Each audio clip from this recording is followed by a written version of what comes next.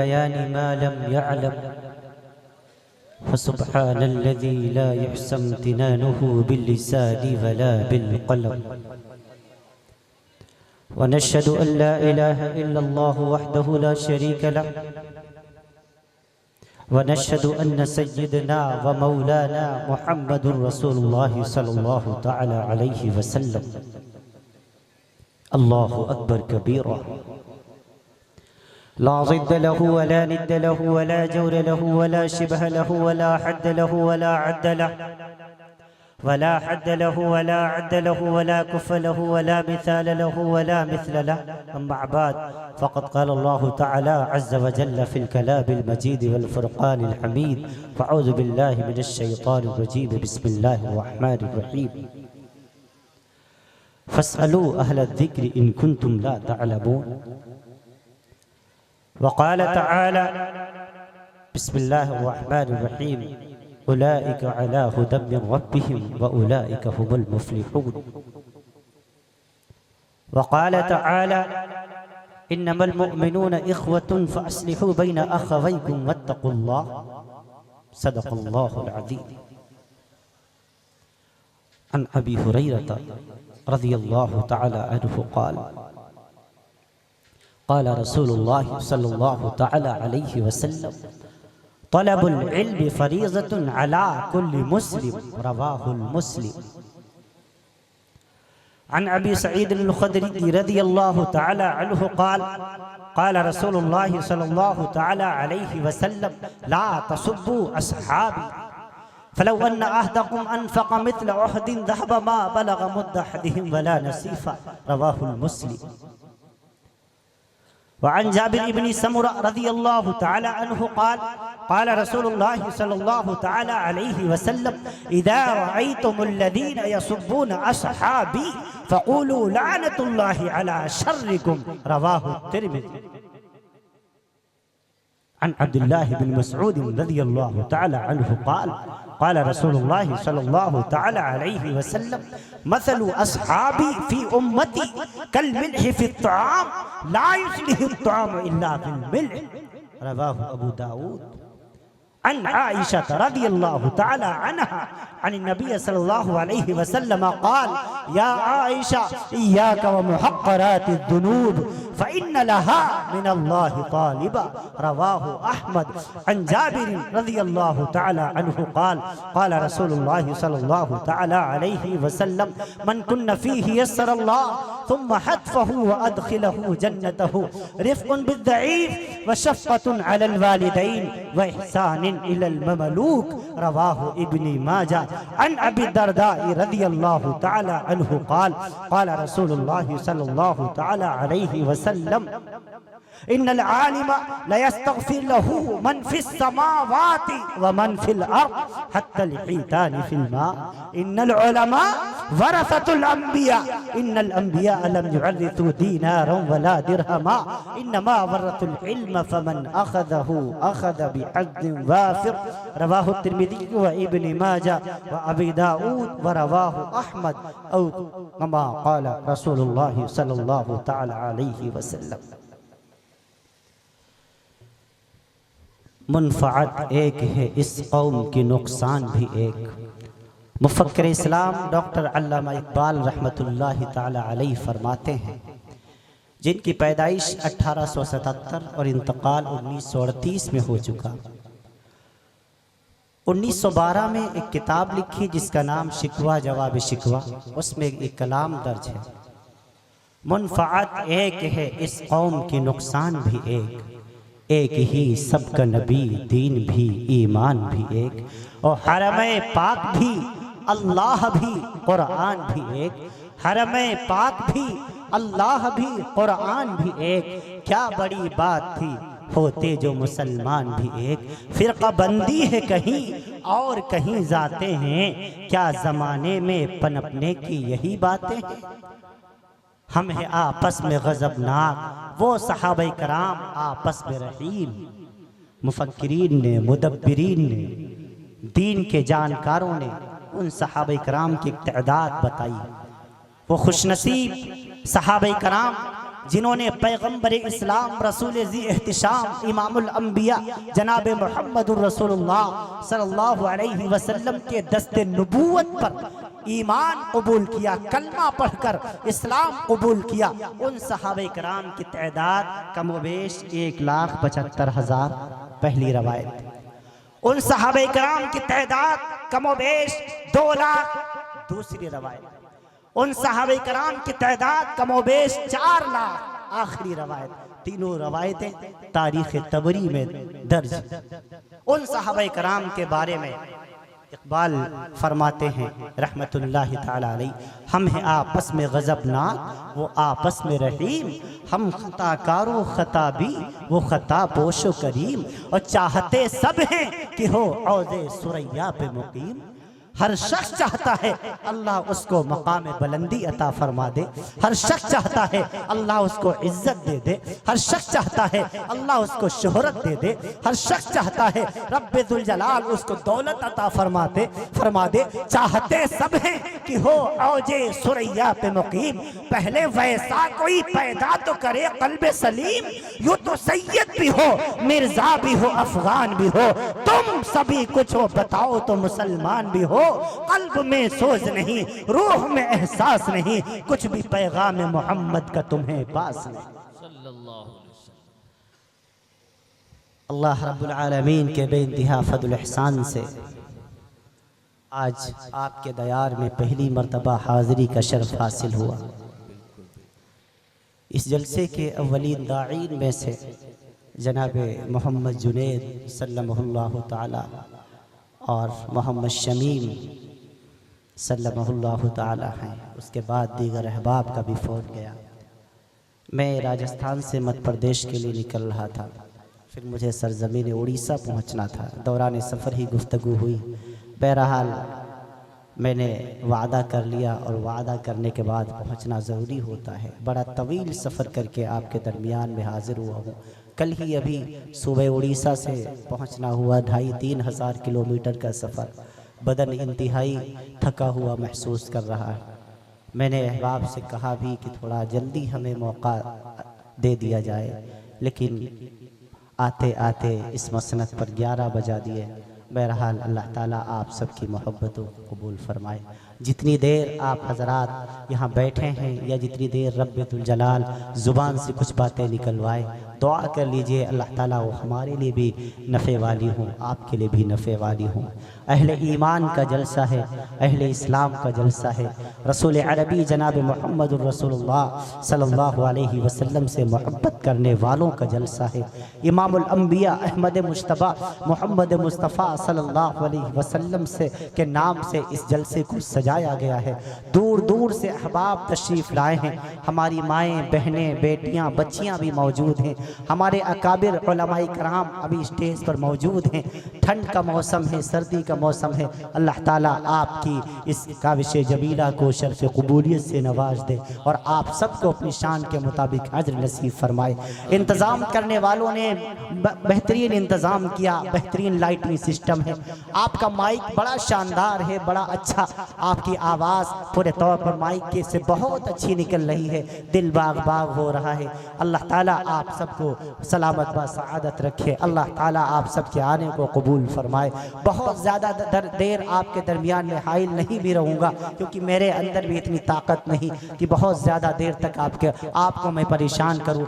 बहरहाल अभी फिर सफ़र पे निकलना है, फिर कल दूसरे सफ़र पर रवानगी होनी है। बहरहाल मैं जितनी देर यहाँ मौजूद हूँ, इस मोहब्बत पर, इस एतमाद से आपसे गुजारिश कर रहा हूँ कि आप मोहब्बत से समाअत फरमा लेंगे। कुछ काम की बातें हो जाएँ, कुछ इस्लाह मुआशरा के उन्वान से, कुछ नबी की सीरत के उन्वान से, कुछ पूरे तौर पर समाज में फैली हुई बुराइयों के उन्वान से। इस तमाम के तमाम इस वक्त कॉन्फ्रेंसें और जलसे और जुलूस कराने की ज़रूरत पेश आया करती है। रोज़ाना मुल्क हिंदुस्तान के मुख्तलिफ सूबों से पूरे तौर पर निकल कर कहीं न कहीं जाना होता है। कहीं इस्लाह मुआशरा का जलसा हो रहा है, कहीं नबी की सीरत का जलसा हो रहा है। लोगों को पूरे तौर पर बताने की ज़रूरत पेश आती है, ऐ लोगों लोगों, रसूल पाक की सीरत क्या है, इमामुल अंबिया की सीरत कहते किसको है। आज का नौजवान तो ये भी भूल गया कि सीरत किस चीज, किस चिड़िया का नाम है, सीरत किस चीज को कहते हैं। आखिरकार इस्लाह मुआशरा के जलसे कराने की जरूरत क्यों पेश आई? हाँ, क्योंकि हमारे मुआशरा बिगड़ चुका है। आज बेटे को नहीं पता माँ के साथ कैसा बर्ताव करना है, बेटी को नहीं पता बाप के साथ कैसे पूरे तौर पर व्यवहार करना है, आज की बीवी को नहीं पता शौहर के साथ कौन से पूरे तौर पर किस तरीके से बर्ताव करना है।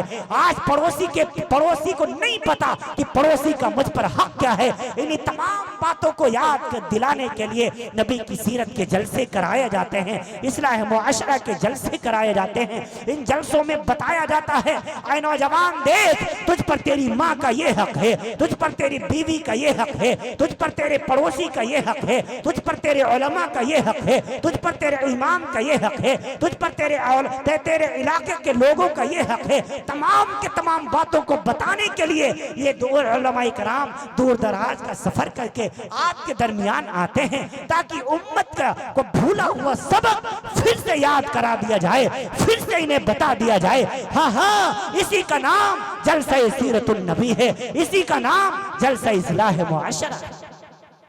ऐ लोगों, आज के पुरफितन दौर में हमें जरूरत है इस बात की, हम थोड़ा एक्टिव हों, थोड़ा बेदार।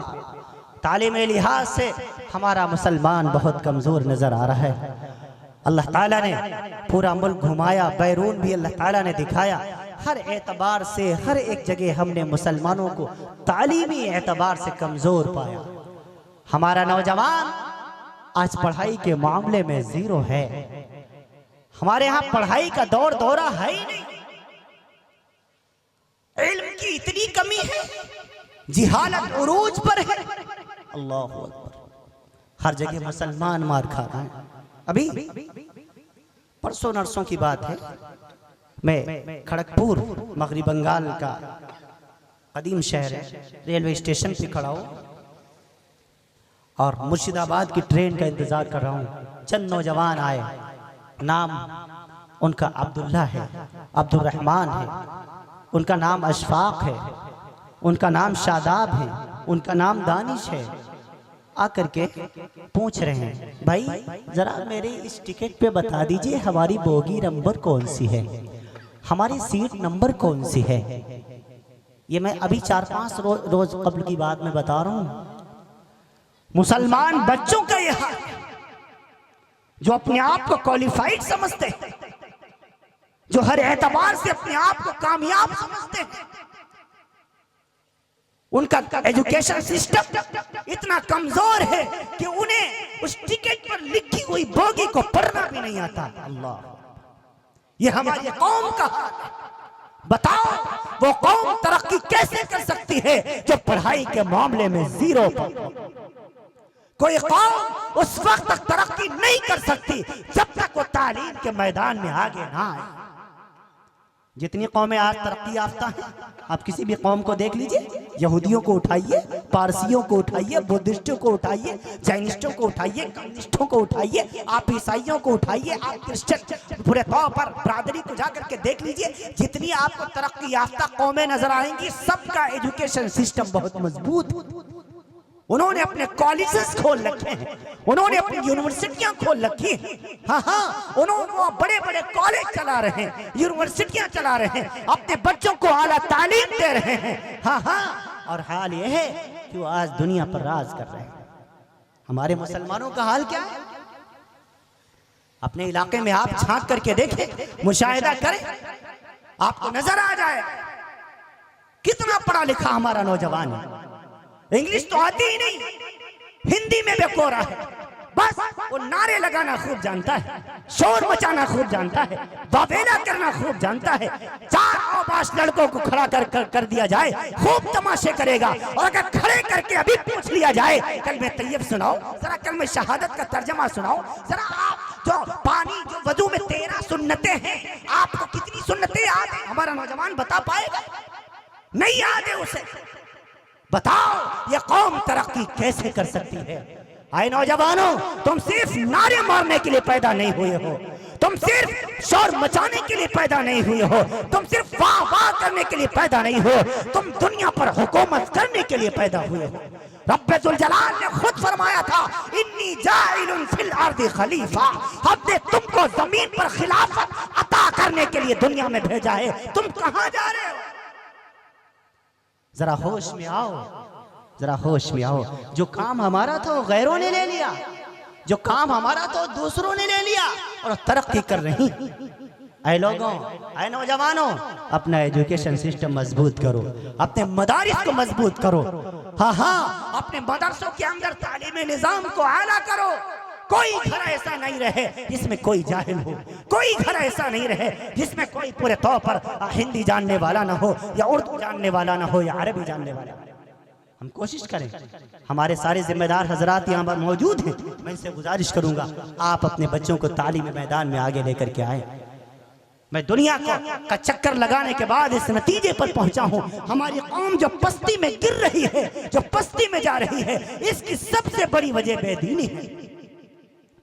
उसको इल्म के माने में 0.5% भी नहीं नजर आएंगे आपको। कितने IAS हैं मुसलमानों में, कितने IPS हैं मुसलमानों में, बताइए तो सही। कितने DM मिल जाएंगे, कितने SDM मिलेंगे जो मुसलमान है, कितने सर्जन डॉक्टर मिलेंगे जो मुसलमान है? 0.5% आपका परसेंटेज है।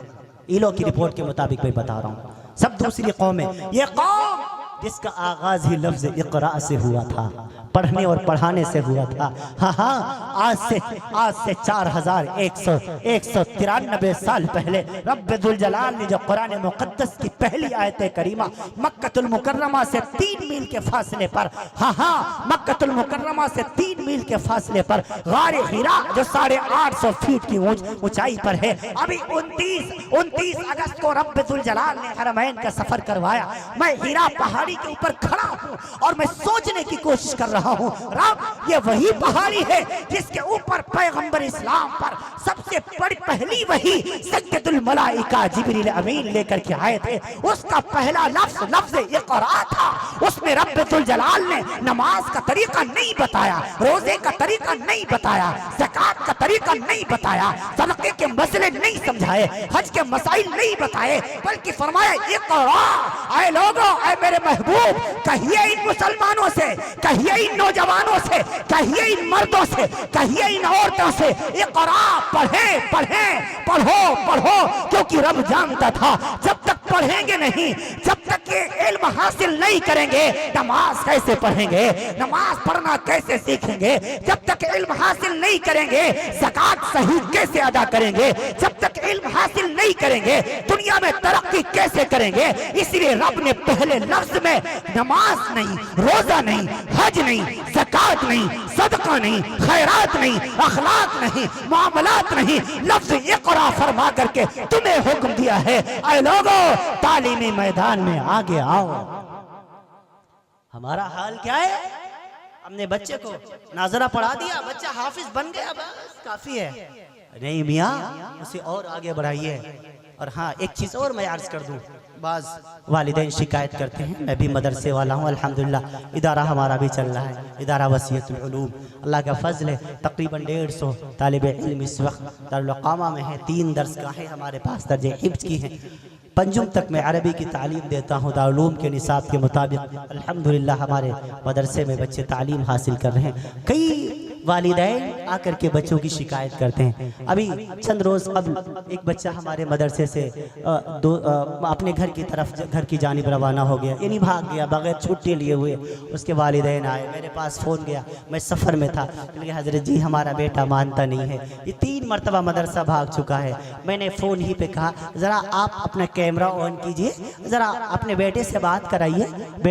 वो बेटा सामने आ गया, अरे मौलाना साहब, हज़रत जी मैं मदरसे में पढ़ना नहीं चाहता। मैंने फ़ौरन फ़ोन और मैंने कहा अपने वालिद को फ़ोन दीजिए। मैंने कहा आप अपने बेटे को घर लेकर के जाइए और जा कर के इसको कुछ मत कहिए, इसे मारिए नहीं, इसे पीटिए नहीं, इसे धमकाइए नहीं, ज़बरदस्ती मत कीजिए, चुपके से अपनी गोदी में बिठाइए और इससे ज़रा मोहब्बत के साथ दिल की बात पूछिए। बेटा, अगर तू मदरसे में नहीं पढ़ना चाहता तो तू कॉलेज में पढ़ना चाहेगा, तो क्या तू यूनिवर्सिटीज़ में पढ़ना चाहेगा? अच्छा बेटे, अगर तू अरबी नहीं पढ़ना बनना चाहता तो क्या इंग्लिश पढ़ना पसंद करेगा, संस्कृत पढ़ना पसंद करेगा? आप क्या अगर आलिम नहीं बनना चाहते तो क्या आप डॉक्टर बनना पसंद करेंगे, इंजीनियर बनना पसंद करेंगे, फिलोसफर बनना पसंद करेंगे, साइंटिस्ट बनना पसंद करेंगे? मैंने उनको वालिद को समझाया, मैंने कहा अपने बच्चे पर थोपिए मत, आप जबरदस्ती उसे हाफिज बनाने की कोशिश मत कीजिए, आप जबरदस्ती अपने बेटे को आप आलिम बनाने की कोशिश मत कीजिए। आप अपने बेटे की ख्वाहिश जानिए,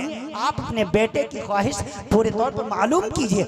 आपका बेटा जिस लाइन में आगे चलना चाहता हो उस लाइन में आगे लेकर के जाइए। 2 दिन के बाद उनका फोन आया, कहने लगे हजरत जी हमने अपने बेटे से जब पूछा कि बेटा अगर तू मदरसा नहीं पढ़ेगा घर में तो तुझे हम रखेंगे नहीं बेटा, फिर तुझे हॉस्टल में डाल देंगे, कॉलेज में डाल देंगे, फिर तुझे वहाँ इंग्लिश पढ़नी पड़ेगी, तुझे संस्कृत पढ़नी पड़ेगी, दूसरी लैंग्वेजेस पढ़नी पड़ेंगी। वो बच्चा कुछ सोचने के बाद फिर कहने लगा अच्छा इतनी वहाँ इंग्लिश पढ़नी पड़ेगी, मैं तो अरबी देख करके भाग रहा हूँ जिसको मैं थोड़ा बहुत पढ़ भी लेता हूँ, इंग्लिश की तो ABCD मुझे नहीं आती, चलो मुझे मदरसे ही छोड़ाओ। फिर वो वापस मदरसे में आ गया। अल्हम्दुलिल्लाह आज पढ़ रहा है और तकरीबन उसके 13 या 14 उसके सिपारे भी हो चुके हैं। इसी मैंने आकर के मदरसे में भी कल मैं पहुंचा, शाम में मैंने तमाम के तमाम लोगों को गार्जियंस को बुलाया, उनके दरमियान एक बात कही कि अगर आपका बेटा मदरसे से भाग करके जाए आप उस पर जोर जबरदस्ती न कीजिए, बल्कि शफकत के साथ मोहब्बत के साथ आप अपने बेटे से पूछिए तो सही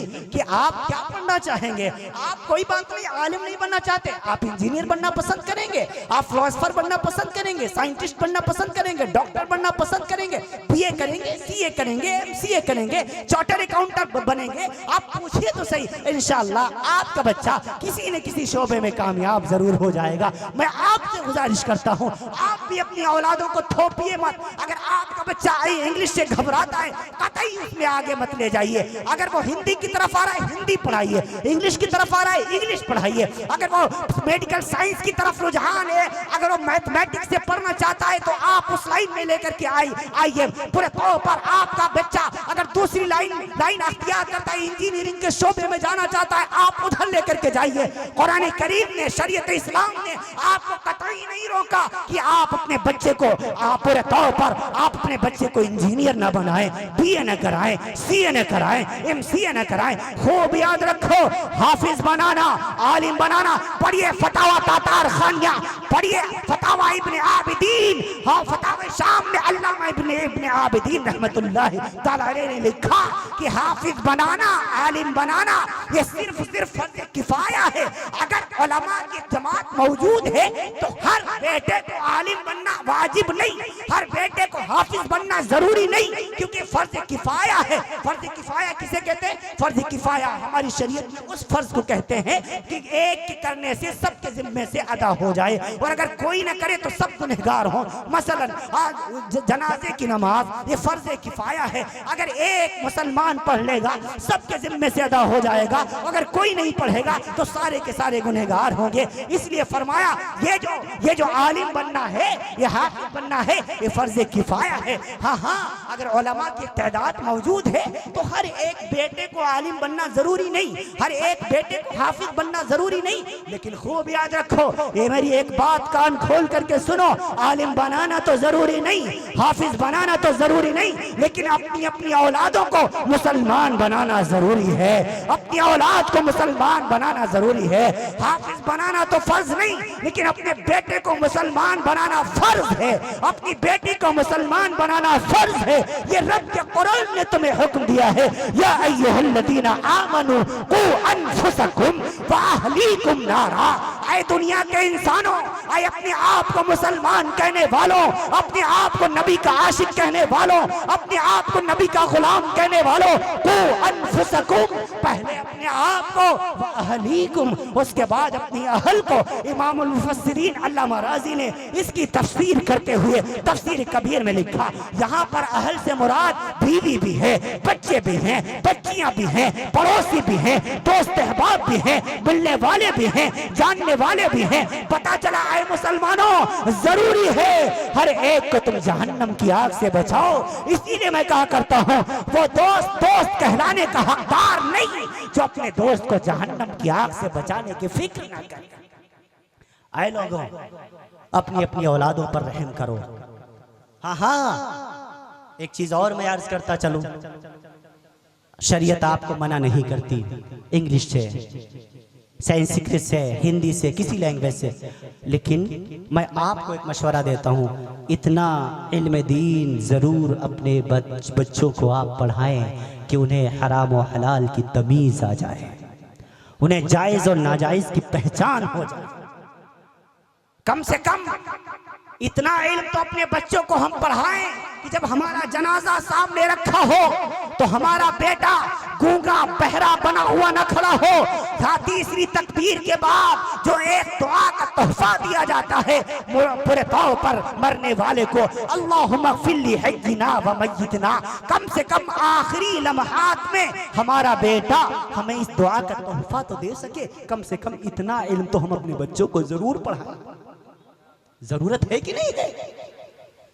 मुसलमानों, आप इल्म के मैदान में आगे आओ, तालीम के मैदान में आगे आओ। यहाँ भी अल्हम्दुलिल्लाह मदरसा चल रहा है। हज़रत मौलाना ने बताया, अल्लाह ताला मदरसे को खूब तरक्कियात से हमकिनार फरमाए।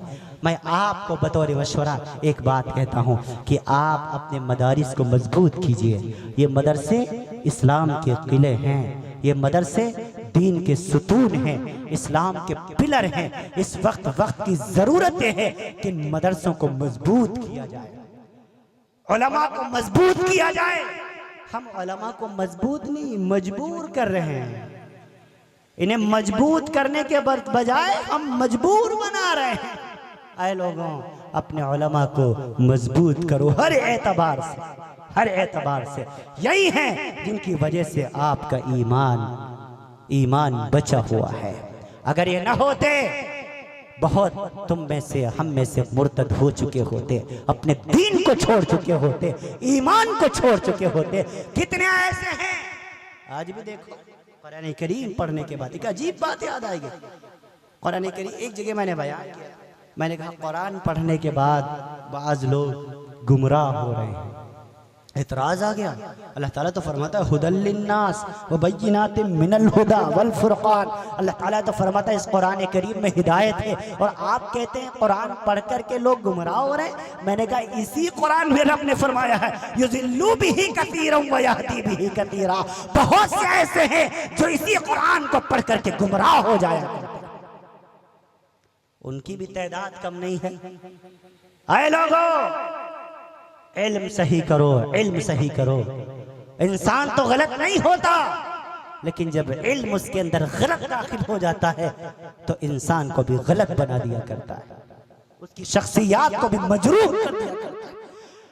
फिर वो देखते हुए नहीं शर्माता कि मैं किस पर भौं कर रहा हूं, इस सामने वाली शख्सियत कौन सी है।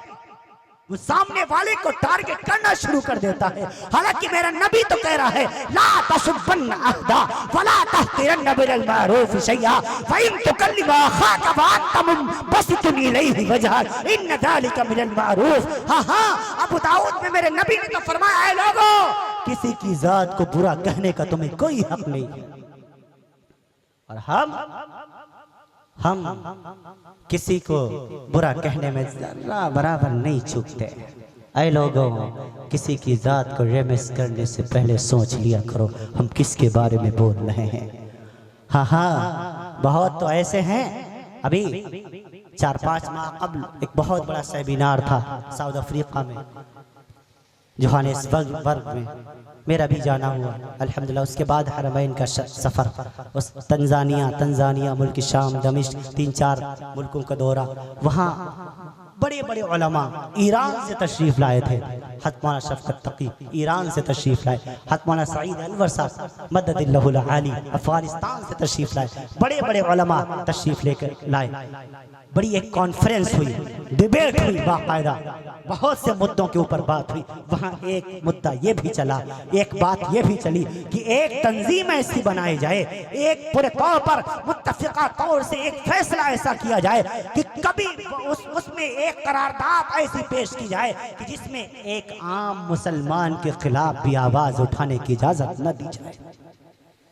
और इसी हदीस की रोशनी में ला तसुब्बन्ना अहदा वला तहतिरन्ना मिनल मारूफ शैया, मेरे नबी सल्लल्लाहु अलैहि वसल्लम हज़रत जाबिर बिन सुलैम रज़ियल्लाहु अन्हु, अल्लाह के रसूल सल्लल्लाहु अलैहि वसल्लम के एक सहाबी, आप सल्लल्लाहु अलैहि वसल्लम मक्कतुल मुकर्रमा से आप सल्लल्लाहु अलैहि वसल्लम ने हिजरत फरमाई, मदीनतुल मुनव्वरा तशरीफ लाए। हज़रत जाबिर रज़ियल्लाहु ताला अन्हु चंद रोज़ के बाद आप सल्लल्लाहु अलैहि वसल्लम की खिदमत में अपने सारे ख़ानदान को लेकर के तशरीफ़ लाए। चंद दिन आप सल्लल्लाहु अलैहि वसल्लम के पास ठहरे। जब चलने लगे तो आप सल्लल्लाहु अलैहि वसल्लम से हज़रत जाबिर रज़ियल्लाहु ताला अन्हु ने फरमाया, या रसूलल्लाह, हमें कोई नसीहत फरमा दीजिए, हमें कोई वाज फरमा दीजिए जो मुख्तसर भी हो और नफा बख्श भी हो, जामे भी हो। आप सल्लल्लाहु अलैहि वसल्लम ने सबसे पहली नसीहत फरमाई, आपके सामने मैं पेश कर रहा हूँ। फरमाया, जाबिर देखो, मेरी सबसे पहली नसीहत ये है, ला तसुब्बन्ना अहदा, कभी भी किसी हाल में भी किसी की जात को बुरा न कहना। अल्लाहु अकबर। क्यों? फरमाया, इंसान के आखिरी अमल का एतबार होता है, शुरू के अमल का कोई एतबार नहीं होता।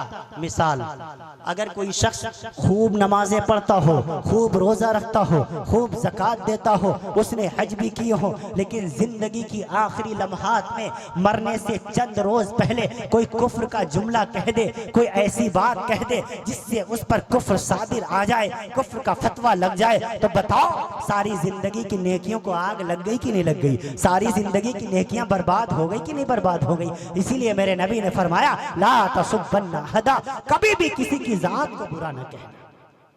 इसका अपोजिट, सारी जिंदगी किसी ने बदमाशी की हो, बदकारी की हो, सारी जिंदगी उसने एक नेक काम न किया हो, लेकिन जिंदगी के आखिरी लम्हात में अल्लाह ताला उसे हिदायत अता फरमा दे, वो कलमा शरीफ पढ़ ले, वो इस्लाम में दाखिल हो जाए, तो बताओ इस्लाम में दाखिल होने से उसके सारी ज़िंदगी के गुनाहों को आग लग गई कि नहीं लग गई? उसके लिए जन्नत का फैसला हो गया कि नहीं हो गया? इसीलिए मेरे नबी ने फरमाया, ला तसुब्बन्ना अहदा, तुम कभी भी किसी की ज़ात को बुरा न कहना।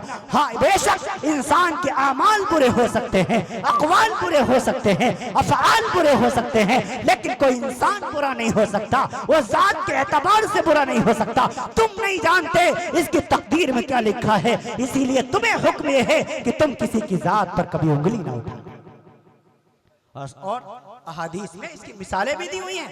आपने उलमा से वाकया सुना होगा, बनु इस्राइल की एक औरत है, नाचने वाली फहाशा औरत, अपने जिस्म का सौदा करने वाली, जिंदगी में कोई नेक काम नहीं किया, हमेशा रब को नाराज किया है। एक रोज जंगल से गुजर रही है, सख्त गर्मी का मौसम है, तेज धूप है, हाँ, बीचों बीच जंगल में पूरे तौर पर एक कुआं है, कुएं के करीब एक कुत्ता प्यास की वजह से तड़प रहा है। तड़पते हुए प्यासे कुत्ते को देखा, उसके दिल में रहम पैदा हो गया, वो इधर उधर नजरें घुमाने लगी, डोल नजर आ जाए, रस्सी नजर आ जाए ताकि मैं इस कुत्ते को पानी पिला दूं, लेकिन डोल नजर ना आई, रस्सी नजर ना आई। उसने अपनी हिकमत से काम लिया, सर की ओढ़नी को, दुपट्टे को उतारा, उसे रस्सी बनाया, मोजे को निकाला, उसे डोल बनाया, कुएं में लटकाया, जो पानी जज्ब हो गया मोजे में, तड़पते हुए प्यासे कुत्ते के मुंह में निचोड़ दिया, उसकी जान में जान आ गई, वो कदमों में लौटने लग गया, न जाने आसमान की तरफ क्या कह दिया। आवाज आई, ऐ मेरी बंदी, बेशक तू गुनहगार है, बेशक तू खताकार है, बेशक तू बदकिरदार है, हाँ, बेशक तूने मुझको राजी करने का कोई काम न किया, हमेशा मुझे नाराज किया है, लेकिन आज एक हकीर मखलूक पर, मेरी एक हकीर बेजुबान मखलूक पर तूने रहम किया, जा, मैंने तुझ पर रहम कर दिया, मैंने तेरे जिंदगी के गुनाहों को माफ फरमा दिया। मेरे नबी ने फरमाया, मेराज की रात मैंने उस औरत को जन्नत में देखा। ला तसुब्बन्ना अहदा, कभी भी किसी की जात को बुरा न कहना। और उसी के आगे एक और वाकया इमाम अबू दाऊद ने नकल फरमाया, एक और औरत है बनु इस्राइल की, नमाज पढ़ने वाली, रोजा रखने वाली, सदका खैरात करने वाली, अखलाक भी उम्दा। उसने घर में एक बिल्ली पाल रखी है, उसे खाने को नहीं देती कि ये सिर्फ चूहे खाए। बिलाखिर उस नन्ही सी जान को कब तक चूहे मिलते, तड़प कर भूख की वजह से मर गई। मेरे नबी ने फरमाया, मेराज की रात मैंने उसे जहन्नम में देखा, उसे नमाजें बचा ना पाई, उसे रोजे बचा ना पाए, उसके अच्छे अखलाक बचा ना पाए। एक बिल्ली हकीर सी मखलूक बिल्ली को खाना न देने की वजह से अल्लाह ताला नाराज हो गया, उसकी सारी जिंदगी की नेकियों को आग लगा दी, उसके लिए जहन्नम का फैसला फरमा दिया। आए लोगों, तुम्हें हुक्म यह है ला तशुब्बन्ना अहदा, तुम भी कभी भी किसी की जात को बुरा ना कहा करो। पता नहीं अल्लाह ताला उसके साथ क्या मामला फरमाए। पहली नसीहत या रसूलल्लाह, दूसरी नसीहत क्या है? आप अलैहिस्सलाम ने फरमाया दूसरी नसीहत यह है वला तहक़िरन्न मिनल मअरूफ़ शैआ, कभी भी किसी नेकी को छोटा समझकर छोड़ा ना करो। हाय हाय, यहाँ पर हम बड़ा फंस जाते हैं। मौलवी साहब आपने सुन्नत नहीं पढ़ी। अरे सुन्नत ही तो है, नफल नहीं पढ़ी, नफिल ही तो है, छोड़ना तो गुनाह थोड़ा ही है। खूब याद रखो, अगर सुन्नत को ऐसे ही नहीं पढ़ो कोई बात नहीं, लेकिन इमाम जलालुद्दीन अब्दुल रहमान अस्सयूती ने लिखा, मुल्ला अली कारी ने लिखा, सुन्नत को सुन्नत समझकर छोड़ना गुनाह कबीरा है। सुन्नत को सुन्नत समझकर छोड़ना गुनाह कबीरा है। ऐ लोगों, सुन्नत को सुन्नत समझकर ना छोड़ा करो। हाँ, अगर वक्त नहीं है ऐसे कोई बात नहीं। वला तहक़िरन्न मिनल मअरूफ़ शैआ, कभी भी किसी नेकी को छोटा समझकर छोड़ा ना करो। ये और इसी का एक अपोजिट है, जिस तरीके से नेकी को छोटा समझकर छोड़ना नहीं चाहिए, ऐसे ही किसी गुनाह को छोटा समझकर अख्तियार नहीं करना चाहिए। समझ में आ रहा है? किसी गुनाह को छोटा समझकर एक्सेप्ट नहीं करना चाहिए। हकीमुल उम्मत ने बड़ी अच्छी मिसाल से समझाया, फरमाया एक अंगारा आग का छोटा है, एक बड़ा है। अगर कोई आपसे ये कहे कि मियाँ बड़ा अंगारा नहीं, छोटा अंगारा उठा के जेब में रख लो, या नोटों के बंडल के दरमियान में रख लो, या अपनी अलमारी में रख लो, तो आप बताएं कि छोटा अंगारा आपके कपड़ों को जलाएगा नहीं, आपके नोटों को जलाएगा नहीं, बेशक जला देगा। फरमाया जिस तरीके से आग का छोटा सा अंगारा तुम्हारे कपड़ों को जलाकर राख कर देता है, ऐसे ही गुनाह को छोटा समझकर अख्तियार करना तुम्हारी नेकियों को जलाकर खाक कर दिया करता है। वला तहक़िरन्न मिनल मअरूफ़ शैआ। तीसरी नसीहत क्या फरमाई? व इन तुकल्लिम अखाक व अंत मुंबसितुन इलैहि वजह इन ज़ालिका मिनल मअरूफ़। जब भी अपने किसी भाई से मुलाकात करो, जब भी अपने किसी भाई से मुलाकात करो तो उससे जरा मुस्कुरा के मिला करो। व अन तुकल्लिम अखाक, जब किसी अपने भाई से बात करो, मुलाकात करो, तो उससे मुस्कुरा के मिला करो, खुशदिली से मिला करो। भले तुम्हारे अंदर लाखों गम हो, भले तुम पर गमों का पहाड़ टूटा हो, लेकिन जब उससे मिलो तो उसे ऐसा लगे गोया आप उसी के इंतजार में खड़े हुए थे। मेरे नबी ने फरमाया जब तुम इस तरीके से अपने भाई से मिलोगे, इन्न ज़ालिका मिनल मअरूफ़, रब्बुल जलाल तुम्हारे नामे आमाल को नेकियों से पुर कर देगा। कितनी जामे नसीहत है, हमें अपनी जिंदगियों में अख्तियार करना चाहिए कि नहीं करना चाहिए? आए मेरे मुसलमानों, आए मेरे अजीज़ों, मैं आपसे गुजारिश करूँगा आप इल्म के मैदान में आगे आइए, तालीम के मैदान में आगे आइए। जितनी खुराफातें आज नौजवानों में नज़र आ रही हैं, उसकी असल वजह यही है जो इल्म की कमी हमें नज़र आ रही है। आए मेरे भाइयों, आप हर एतबार से मजबूत हो, आप हर एतबार से अच्छे हो, आप बड़े भोले हो। मैं कोई गिला नहीं करता, शिकवा नहीं करता, लेकिन आपको एक मशवरा ज़रूर देता हूँ, थोड़ा सा और अच्छे बन जाइए। अच्छे को अच्छा बनने में बहुत ज़्यादा मेहनत नहीं करनी पड़ती, बिगड़े को अच्छा बनने में बहुत मेहनत करनी पड़ती है। और अच्छे को अच्छा बनने में अगर आपका घर पहले से डेंटिंग पेंटिंग हो तो ज़रा सा ब्रश मारिए, फ्रेश हो जाता है। और अगर पूरे तौर पर वो पहले से खंडार है तो बड़ी मेहनत करनी पड़ती है, बड़ी पुट्टी करनी पड़ती है, फिर उसके बाद फिनिशिंग करनी पड़ती है। तो आप तो अच्छे से हैं, बस थोड़ा सा और अच्छा होने की जरूरत है, थोड़ा तालीम के मैदान में आगे आने की जरूरत है। हाँ हाँ, यहाँ भी मदरसा है, यहाँ भी पूरे तौर पर मदरसा। देखो औरतों ने भी कमाल किया हुआ है। जब हमारी माँ इस मामले में आगे आएंगी, इंशाअल्लाह हमारे बच्चे तालीम के मैदान में आगे निकल के चले जाएंगे। माँ बच्चे का पहला मदरसा, माँ की गोद बच्चे का पहला मदरसा।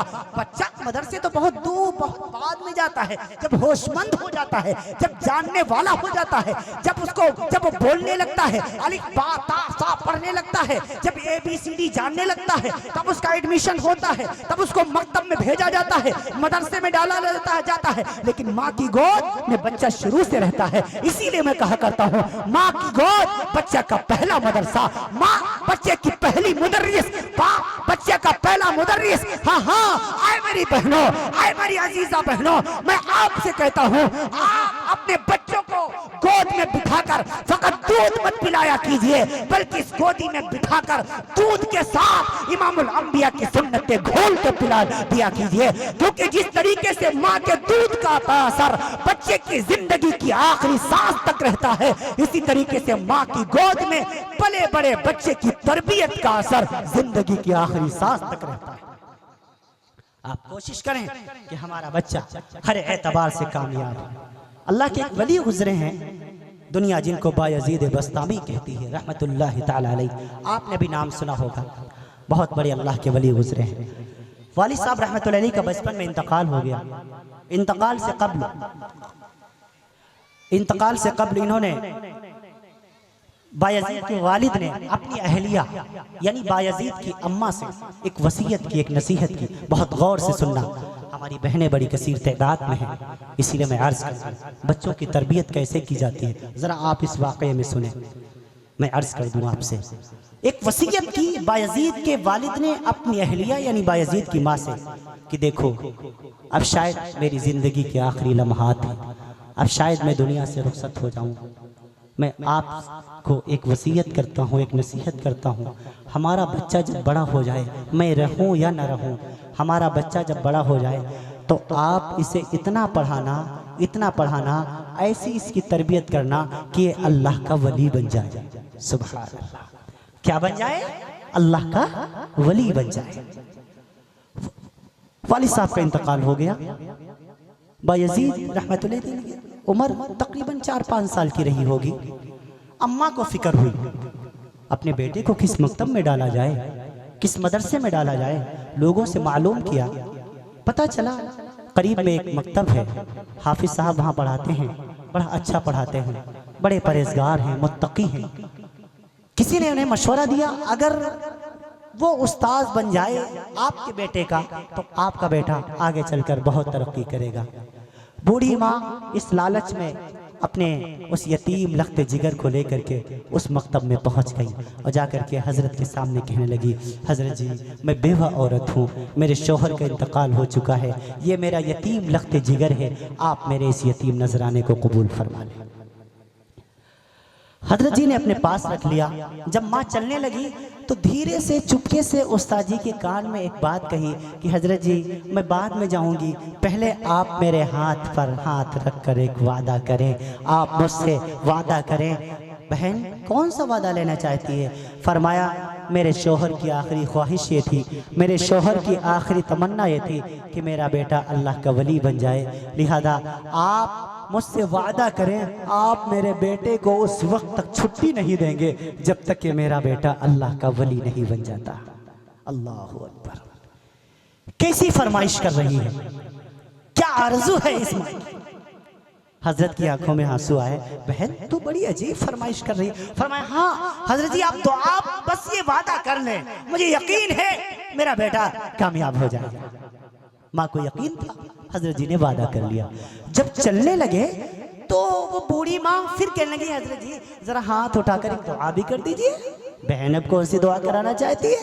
कहने लगी, हजरत जी जब से शौहर का इंतकाल हुआ है मैं कमज़ोर हो गई हूँ, बीमार सी रहने लगी हूँ। हजरत जी बड़ा अजीब सा माहौल हो गया है, ज़िंदगी का तो कोई भरोसा नहीं है। हजरत जी आप मेरे लिए दुआ कर दो कि अल्लाह ताला उस वक्त मुझे मौत न दे जब तक मेरा बेटा अल्लाह का वली ना बन जाए, क्योंकि मैं अपने इस बेटे को अपनी आंखों से अल्लाह का वली बना हुआ देखना चाहती हूँ। हाय हाय, कैसी माँ है। हजरत जी फिर रोए, बहन मैं आपके लिए दुआ करता हूँ। माँ अपने उस नन्हे से फूल को उस मकतब में छोड़ करके मदरसे में छोड़ के चली आई। 1 साल गुजरा, 2 साल गुजरा, जब 3 साल गुजर गए, एक दिन सुबह के वक्त ये नन्हा सा 5-3-8 साल का ये बायजीद अपने उस्ताद जी के रूम में आया, कमरे में आया। हजरत जी 3 साल हो गए, इन 3 साल में माँ की याद तो बहुत आई, लेकिन मैंने कभी आपसे छुट्टी नहीं मांगी, कभी आपसे जिद नहीं किया। आप मेरी माँ की याद तो बहुत आई, जब भी माँ की याद आती थी तकिया पर सर रख कर रो लिया करता था, आंसू पोंछ लिया करता था। कभी आपसे जिद नहीं की, लेकिन अब बर्दाश्त नहीं हो रहा। हजरत जी अब आपसे मैं गुजारिश करता हूँ, एक दिन की छुट्टी दे दीजिए, वादा करता हूँ अपनी माँ से मुलाकात करके फौरन वापस आ जाऊंगा। अब हजरत जी बड़ा परेशान है कि अगर छुट्टी देता हूँ तो माँ से किया हुआ वादा टूटता है, और अगर छुट्टी नहीं देता हूँ तो मासूम से बच्चे का दिल टूटता है। अब करूँ तो क्या करूँ? आखिरकार थोड़ी देर सोचने के बाद फरमाया, अच्छा बायजीद बेटा तुझे छुट्टी चाहिए ना? जी अम्मा जी, जी जी जी उस्ताद जी मुझे छुट्टी चाहिए ना, माँ से मुलाकात करनी है। उस्ताद जी फरमाने लगे, अगर बायजीद तुम्हें छुट्टी चाहिए तो एक शर्त है, अगर वो शर्त पूरी करोगे तो छुट्टी मिलेगी। हजरत जी वो शर्त क्या है? फरमाने लगे, वो शर्त यह है कि सूरज गुरूब होने से पहले, सूरज डूबने से पहले 15 या 16 सफ़े मैंने सवारे हयात में पढ़ रखे हैं। फरमाया 15 या 16 सफ़े तुम ज़बानी हिफ्ज़ याद करके सुना दोगे तब तो तुम्हें छुट्टी मिलेगी, लेकिन खूब याद रखो अगर सूरज डूब गया तो अगले 3 साल तक तुम्हें कोई छुट्टी नहीं मिलेगी। अल्लाह अकबर। जब उस नन्हे से बच्चे ने सुना, समझ गया उस्ताद जी छुट्टी देना नहीं चाहते, उस्ताद जी नहीं चाहते कि मैं घर जाऊं, लेकिन दिल में आया जाऊं उस्ताद जी के सामने रो, मिन्नत करूं, खुशामद करूं ताकि कुछ सबक कम हो जाए, याद करके सुना दूं, अपनी अम्मा से मुलाकात हो जाएगी। लेकिन फिर माँ की नसीहत याद आ गई। माँ ने चलते वक्त नसीहत की थी, बेटा कोई भी हालात आ जाएं, कभी भी अपने उस्ताद की शान में गुस्ताखी न करना। उस्ताद जी जो तुम्हें हुक्म दे वही करना, इसी में तुम्हारी कामयाबी है। कुछ नहीं कहा इस नन्हे से बच्चे ने, सीधा मस्जिद की तरफ चला गया, वजू किया, 2 रकात नमाज पढ़ी, सजदे में गया, रोना शुरू कर दिया। ऐ रब्बे जुल जलाल, ऐ खालिके कायनात, ऐ मालिके अर्ज़ व समावात, ऐ महमूद सिफात, ऐ रब्बुस समावात वल अर्ज़, ऐ अल्लाह तू जानता है मैंने छुट्टी सिर्फ और सिर्फ माँ से मुलाकात के लिए मांगी थी, माँ के चेहरे का दीदार करने को दिल तड़प रहा है। ऐ रब्बे जुल जलाल, उस्ताद जी ने इतना सबक दे दिया जो मुझे याद करना मेरे बस का काम नहीं है, लेकिन वही मेरी बूढ़ी माँ जो मुझे इस मदरसे में छोड़ के गई है, वही मेरी माँ कहा करती थी, हाँ हाँ अल्लाह सब कुछ कर सकता है, इन्नल्लाह अला कुल्ली शैइन कदीर, अल्लाह हर चीज पर कुदरत रखता है, अल्लाह सब कुछ कर सकता है। ऐ रब्बे जुल जलाल, मैं तो याद नहीं कर सकता ये सबक, लेकिन अगर तू चाहे तो ये सबक मुझे याद करा सकता है। ऐ अल्लाह मेरी इस बूढ़ी माँ की बात की लाज रख लीजिए, मुझे ये सबक याद करा दीजिए। खूब रोया, दुआ मांगी और फिर सबक पढ़ना शुरू किया। लिखने वालों ने लिखा, असर के बाद मगरिब से पहले हजरत जी के पास ये बच्चा आया, हजरत जी सबक याद हो गया, सबक सुन लीजिए। सुभान अल्लाह। हजरत जी ने सुना, सोचा 2 सफ़े याद होंगे, 4 सफ़े याद होंगे, 6 सफ़े याद होंगे, लेकिन जब सुनाना शुरू किया जितना सबक दिया था उससे 2 सफ़े एक्स्ट्रा सुना दिए। हजरत जी बड़े परेशान हुए कि अब तो इस बच्चे के साथ तो रब का अजीब मामला है, अब तो छुट्टी देनी ही ना वादे के मुताबिक। हजरत जी अब तो मुझे रुख्सत है ना, अब तो माँ से मुलाकात कर सकता हूँ। फरमाया हाँ बेटे जाओ अपनी माँ से मिल सकते हो, लेकिन याद रखना सुबह में वापस आ जाना मदरसे। जी हजरत जी मैं सुबह में जरूर आ जाऊंगा। ये नन्हा सा बच्चा ईशा के बाद का वक्त हो गया, उसी शहर में माँ रहती थी, उसी शहर में माँ रहती थी। रात के सन्नाटे में दौड़ा भागा अपने घर की तरफ, 3 साल के बाद जा रहा है। दिल में उमंगे उठ रही हैं, दिल में तरंगे फूट रही हैं, दिल के जज्बात उभर रहे हैं। माँ से लिपटूंगा, लिपट करके माँ की पेशानी पर बोसा दूंगा, माँ मुझे प्यार करेगी, लाड करेगी। 3 साल के बाद जा रहा हूँ ना घर, माँ यूं बना के खिलाएगी, यूं पका के खिलाएगी। लेकिन जब गया दरवाजा खटखटाया, आवाज आई मन दक्कल बाप कौन है? अब्बा अम्मा आपका बेटा बायजीद हूँ। हमारी आपकी माएँ होती दरवाजा खोलती, बच्चे को सीने से लगाती, चूमती चाटती, प्यार करती। अरे मेरा बेटा आ गया, मेरा लाल आ गया, मेरा चांद आ गया। बायजीद की माँ ने दरवाजा नहीं खोला।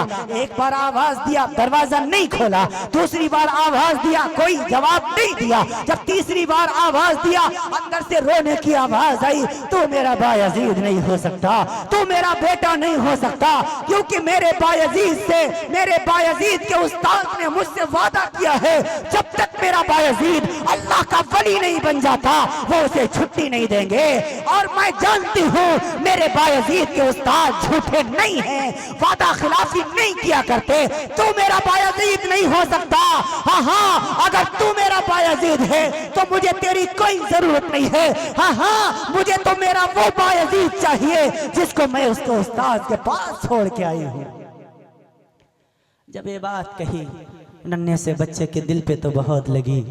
थोड़ी देर खड़ा रोता रहा, फिर अपने आंसू पोंछे, फिर अपने बोझल कदमों को उठाया और मदरसे की तरफ चल दिया, क्योंकि उसे पता चल गया था माँ मिलना नहीं चाहती, माँ मुलाकात नहीं करना चाहती। रात के सन्नाटे में हजरत जी के हुजरे में ये बच्चा आता है, खड़ा हो जाता है। हजरत जी बेदार हुए, उस्ताद जी ने देखा, अरे ये बायजीद खड़ा हुआ है। बेटा तू तो माँ से मुलाकात के लिए गया हुआ था, तूने बड़ी मेहनत करके ये छुट्टी हासिल की थी, एक रात माँ के पास रह लेता, मैंने तो तुझे इजाजत दे रखी थी।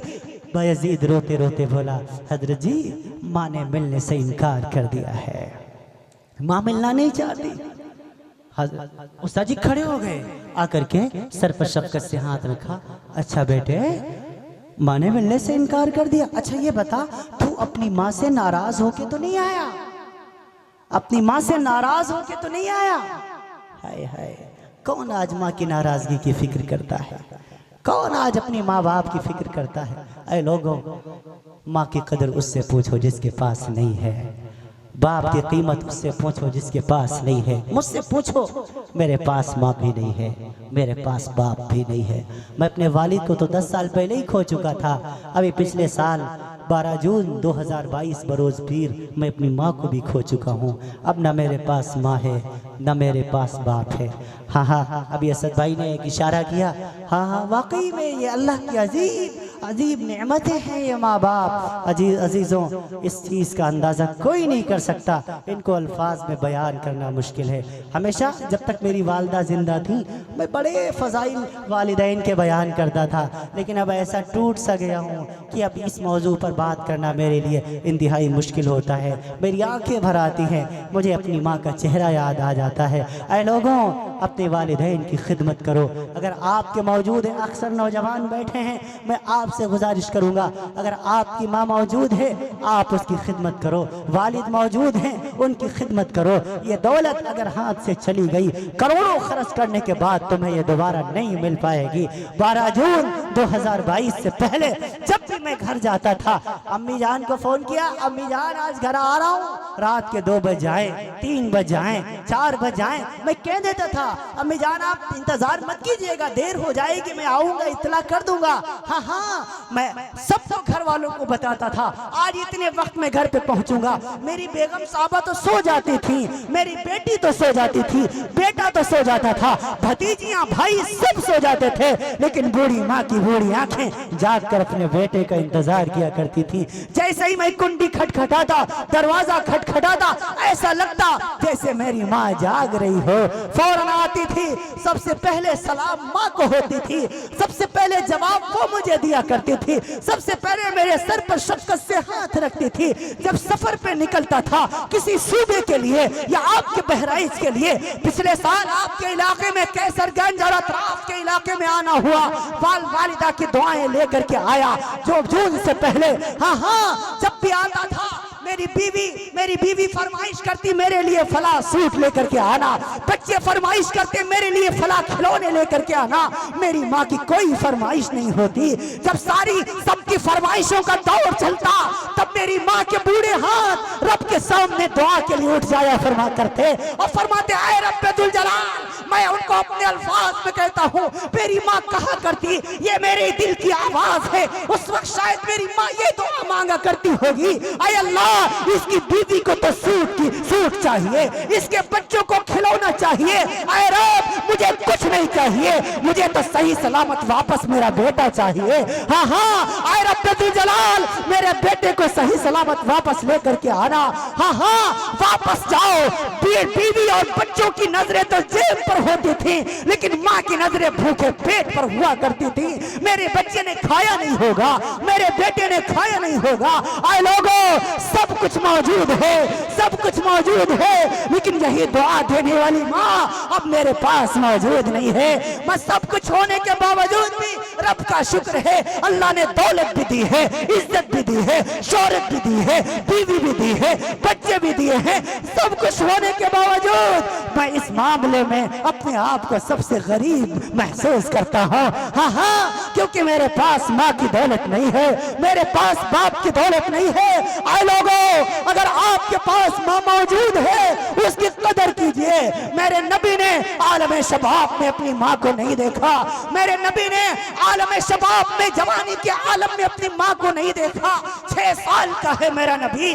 मक्कतुल मुकर्रमा और मदीनतुल मुनव्वरा के दरमियान एक पहाड़ी पड़ती है, अबवा पहाड़ी। अभी 2 सितंबर को अबवा पहाड़ी पर मैं खड़ा हुआ था हरमैन सफर के दौरान। मैं महसूस कर रहा था, ऐ रब, आज से 1458 साल पहले क्या मंजर होगा जब एक 6 साल के मासूम से बच्चे के सामने उसकी माँ आमना दम तोड़ रही होगी, जिसका अब्बा भी कोई नहीं, जिसकी अम्मा भी दुनिया से चली गई। ऐ लोगों, जरा महसूस तो करो, हमारे वालिदैन तो उस दौर में दुनिया से गए जब हम होशमंद हैं, जब जानने वाले हैं। हमारे नबी की माँ उस वक्त दुनिया से गई जब मेरे नबी 6 साल के मासूम से बच्चे थे।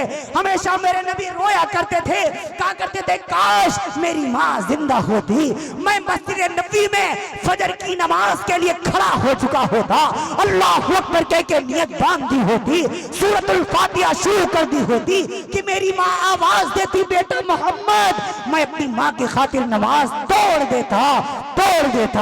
इधर बचपने की सुनो, आखिरी हज करने के लिए नबी ने आए एक ही हज फरमाया, 4 उम्रे किए, एक हज फरमाया, क्योंकि तारीख इस्लाम में सबसे आखिर में हज फर्ज हुआ, हज सन 9 हिजरी में फर्ज हुआ। जब मेरे नबी आखिरी हज के लिए तशरीफ ले गए, उस हज के लिए तशरीफ ले गए, सहाबे कमोबेश 2.25 लाख सहाबे कराम का मजमा है। जब अबवा पहाड़ी आई, सारे सहाबा को रोक दिया, तने तनहा अपनी ऊँटनी से उतर के इमामुल अंबिया अबवा पहाड़ी पर तशरीफ ले गए। पीछे से सहाबा भागे गए। हज़रत अनस की रवायत के मुताबिक मेरे नबी की दाढ़ी के 19 बाल सफेद थे। हज़रत अली की रवायत के मुताबिक 21 बाल सफेद थे। दोनों रवायतें शरह शमाइल में मौजूद हैं। इमामुल अंबिया अपनी माँ की कब्र के ऊपर बैठे हैं, एक मासूम से बच्चे की तरह अपने घुटनों पर सर रख कर तड़प के रोए हैं। पीछे से सहाबा कराम गए, या रसूलल्लाह ये कौन है? मेरे नबी ने रोते हुए फरमाया, आए मेरे सहाबा, ये मेरी माँ है जो आज से 55 साल पहले मुझे छोड़ के चली गई थी। आज मुझे मेरी माँ याद आ रही है। आए नौजवानों, आए फखरपुर और अतराफ से आए हुए बहराइच के अच्छे लोगों, 55 साल के बाद 63 साल के बूढ़े नबी ने अपनी माँ की कब्र पर रोके तुम्हें ये पैगाम दिया है। आए नौजवानों, माएं भुलाने वाली चीज नहीं है, माओं को भुलाया नहीं जाता, माओं का हक तुम कभी अदा नहीं कर सकते। रब ने कुरान मुकद्दस के अंदर किसी की इबादत के साथ अपनी इताअत का हुक्म नहीं दिया, लेकिन सिवाय रसूलुल्लाह के। लेकिन कुरान करीम खोलेंगे, नजरें दौड़ाएंगे, आपको मिलेगा रब जुल जलाल ने 15वें सिपारे में अपनी इताअत, अपनी इबादत के साथ वालिदैन की इताअत का हुक्म दिया है। वक़ज़ा रब्बुका अल्ला ताबुदू इल्ला इय्याह व बिल वालिदैनि इहसाना। आइना फरमान बेटे सुन, वक़ज़ा रब्बुका, फैसला आ गया तेरे रब का, जज बन गया तेरा रब, मोहर लगा दी तेरे रब ने। किस बात पर? अल्लाह ताबुदू इल्ला इय्याह, तुझे इबादत तो अल्लाह की करनी है। व बिल वालिदैनि इहसाना, और तुझे अपने वालिदैन के साथ हुस्न सलूक करना है। फ़इम्मा यब्लुगन्नका इंदकल किबर आतुहुमा औ किलाहुमा, ये दोनों या दोनों में से एक जब बुढ़ापे की हालात को पहुंच जाए तो खूब याद रख, वला तनहरहुमा व कुल लहुमा कौलन करीमा। तुझे इनके सामने ऊंची आवाज से बोलने की इजाजत नहीं, इनको झिड़कने की इजाजत नहीं, इनके सामने ऊंची आवाज से बोलने की इजाजत नहीं। हाँ, क्यों बहनन अला बहनू, बोझ पर बोझ उठाया है तेरे वालिदैन ने, बोझ पर बोझ उठाया है तेरी माँ ने। यही माँ है जिसने 9 महीने पेट में रखा। मेरे नबी से पूछा गया, या रसूलुल्लाह अल्लाह की इबादत के बाद दुनिया में सबसे ज्यादा हमारी खिदमत का हकदार कौन? मेरे नबी ने फरमाया उम्मी का, तेरी माँ या रसूलल्लाह। उसके बाद फरमाया उम्मी का, तेरी माँ या रसूलल्लाह। उसके बाद फरमाया उम्मी का, तेरी माँ, फरमाया या रसूलल्लाह। उसके बाद चौथी मर्तबा फरमाया अबू का, तेरा बाप। पूछने वाले ने पूछा या रसूलल्लाह माँ का मकाम 3 मर्तबा ज्यादा क्यों, अब्बा को चौथे नंबर पे क्यों रखा? इमामुल अंबिया ने फरमाया कुछ ऐसे हालात हैं जिसमें सिर्फ अम्मा ही बेचारी झेलती है, अब्बा का कोई रोल नहीं होता। आप देखिए यही माँ है जो हमल की सोबतें बर्दाश्त करती है, यही माँ है जो 9 महीने पेट में रखती है। है कोई फखरपुर में, है कोई बहराइच में ताकतवर मर्द, हर कोई हिंदुस्तान, पाकिस्तान, लखनऊ, उन्नाव, कानपुर, लखीमपुर, सीतापुर, आजमगढ़ में कोई ताकतवर मर्द जो 2 किलो का पत्थर 2 माह अपने पेट पर बांध के दिखाए? अरे 2 महीने तो 9 महीने तो दूर की बात, कोई 2 महीने नहीं बांध सकता, कोई 2 दिन नहीं बांध सकता। ये माँ है बेचारी जो 9 महीने ये हमल की सोबतें बर्दाश्त करती है। हाँ, डॉक्टर ने कह दिया तुझे ये चीज नहीं खानी है। माँ की वो चीज फेवरेट थी, लेकिन माँ ने वो चीज खानी छोड़ दी क्योंकि हमारे बच्चे को नुकसान न पहुंचे। डॉक्टर ने कह दिया तुझे इस करवट नहीं लेटना, माँ ने उस करवट लेटना छोड़ दिया। अब्बा तो बड़ा सोया करता है, अम्मा को देखो रातों को नींद नहीं आती, पेट में दर्द हो रही है, करवटें बदलती है, कभी आंगन में टहलती है, कभी छत के ऊपर जाती है, कभी चांद को देखती है, कभी सितारों को बातें करती है, उसे चैन नहीं पड़ता। कुरान कहता है वहनन अला वहनु, बोझ पर बोझ उठाती है तेरी माँ, बोझ पर बोझ उठाती है मेरी माँ। फिर जब बच्चे की पैदाइश का वक्त करीब आता है, ये तो जिंदगी की और मौत की बाजी होती है। कुरान करीम के 18वें सिपारे सूरह मोमिनीन की आयत नंबर 12 में रब्बुल जलाल फरमाता है लक़द खलक़नल इंसान मिन सुलालतिन मिन तीन। ऐ मेरे बंदे, तो अपनी पैदाइश के वक्त को क्यों भूल गया? जरा देख के सही, तेरी माँ ने तुझे कितनी मुश्किलों से जना है। हाँ, तो बच्चा गंदगी में लथपथ होता है, माँ पर बेहोशी तारी है, जरा सा होश में आई, अपनी बारे में नहीं पूछती, अपना ख्याल नहीं है, अपनी दर्द भूल गई, फौरन आवाज देती है लोगों मेरी बेटी कैसी है, मेरा बेटा कैसा है। हाँ, गंदगी में लथपथ बच्चे को माँ अपने सीनों से लगा लिया करती है। फिर 2 साल तक यही माँ अपना खून दूध के शक्ल में पिलाती है, चलना सिखाती है माँ, खाना सिखाती है माँ, बोलना सिखाती है माँ। हाँ, जिस दिन से घर में बच्चा पैदा होता है उस दिन से वालिदैन अपने लिए जीना छोड़ देते हैं, अपनी औलाद के लिए जीना शुरू कर देते हैं। हाँ, बाजार में चले गए, ईद का मौका आता है, हमारे वालिद कहने लगे, हमारी वालिदा कहने लगी पैसे कम हैं, ऐसा करो हमारे कपड़े न बनवाओ, बिटिया के कपड़े ले आओ ताकि बिटिया की ईद हो जाए, बेटे की चप्पलें ले आओ ताकि बेटे की ईद हो जाए। ऐ लोगों, कहाँ हम इन वालिदैन के हुकूक अदा कर पाएंगे? वहनन अला वहनु, जिस दिन से बच्चा पैदा हुआ अपने लिए जीना छोड़ दिया, अपनी औलाद के लिए जीना शुरू कर दिया। हाँ, यही माँ जब बूढ़ी हो गई, यही बाप जब बूढ़ा हो गया, इस नौजवान को यही माँ अच्छी नहीं लगती, यही बाप अच्छा नहीं लगता। ऐ नौजवान, तुझे क्या हो गया? आकाश तू पर ये बात समझता, काश ये बात समझता हाँ, कि यही तेरी माँ है जिसकी वजह से तू दुनिया में आया है, यही तेरा बाप है जिसकी वजह से तू दुनिया में आया है। खबरदार याद रखना, आज अगर तूने अपने वालिदैन की खिदमत नहीं की, कल को तू भी बाप बनने वाला है, तेरी औलाद भी जवान होने वाली है, फिर तेरी औलाद वही सलूक तेरे साथ करेगी जो तू अपने माँ बाप के साथ किया करता है। ऐ लोगों, अपने वालिदैन के साथ अच्छा सलूक करो। ईद का मौका आता है, जहाँ आप अपनी बीवी को शॉपिंग कराने के लिए शॉपिंग मॉल ले जाते हो, अपनी बूढ़ी माँ को भी बाइक पे बिठा के ले जाया करो, अपने बूढ़े बाप को भी बिठा के ले जाया करो। अब्बा जान, मुझे याद है जब हम छोटे से बच्चे थे, ईद का मौका आता था, अब्बा जान आप इसी मार्केट में हमें लेकर के आते थे।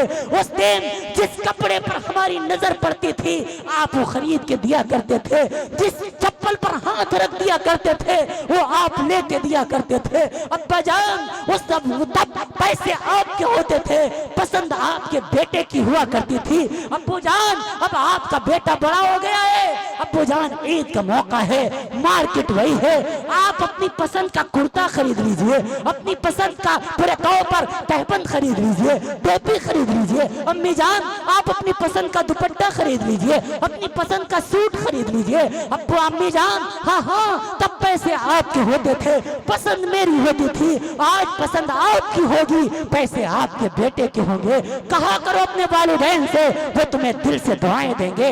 आए लोगो वहनन अला वहनियो, ये माँ बाप के बड़े एहसान हैं, इन्हें तुम कभी चुका नहीं पाओगे। हाँ हाँ वालिदैन की खिदमत करो, सर्व तीर्थमय माता, सर्वदेवमय पिता, मातरम पितरम तस्मात् सर्वतनेन पूजे। फरमाया तमाम तीर्थों से ज्यादा पवित्र स्थान तेरे माता जी के चरण हैं।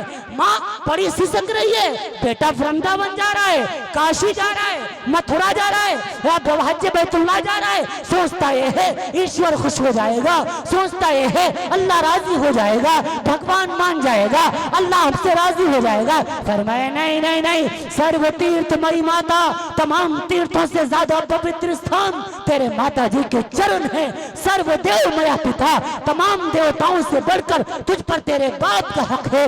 मातरम पितरम तस्मात् सर्वतनेन पूजित, अपने माँ बाप की सेवा कर ले, गोया तूने तमाम देवताओं को प्रसन्न कर लिया। ऐ लोगों वालिदैन की खिदमत करो, करोगे इंशाअल्लाह।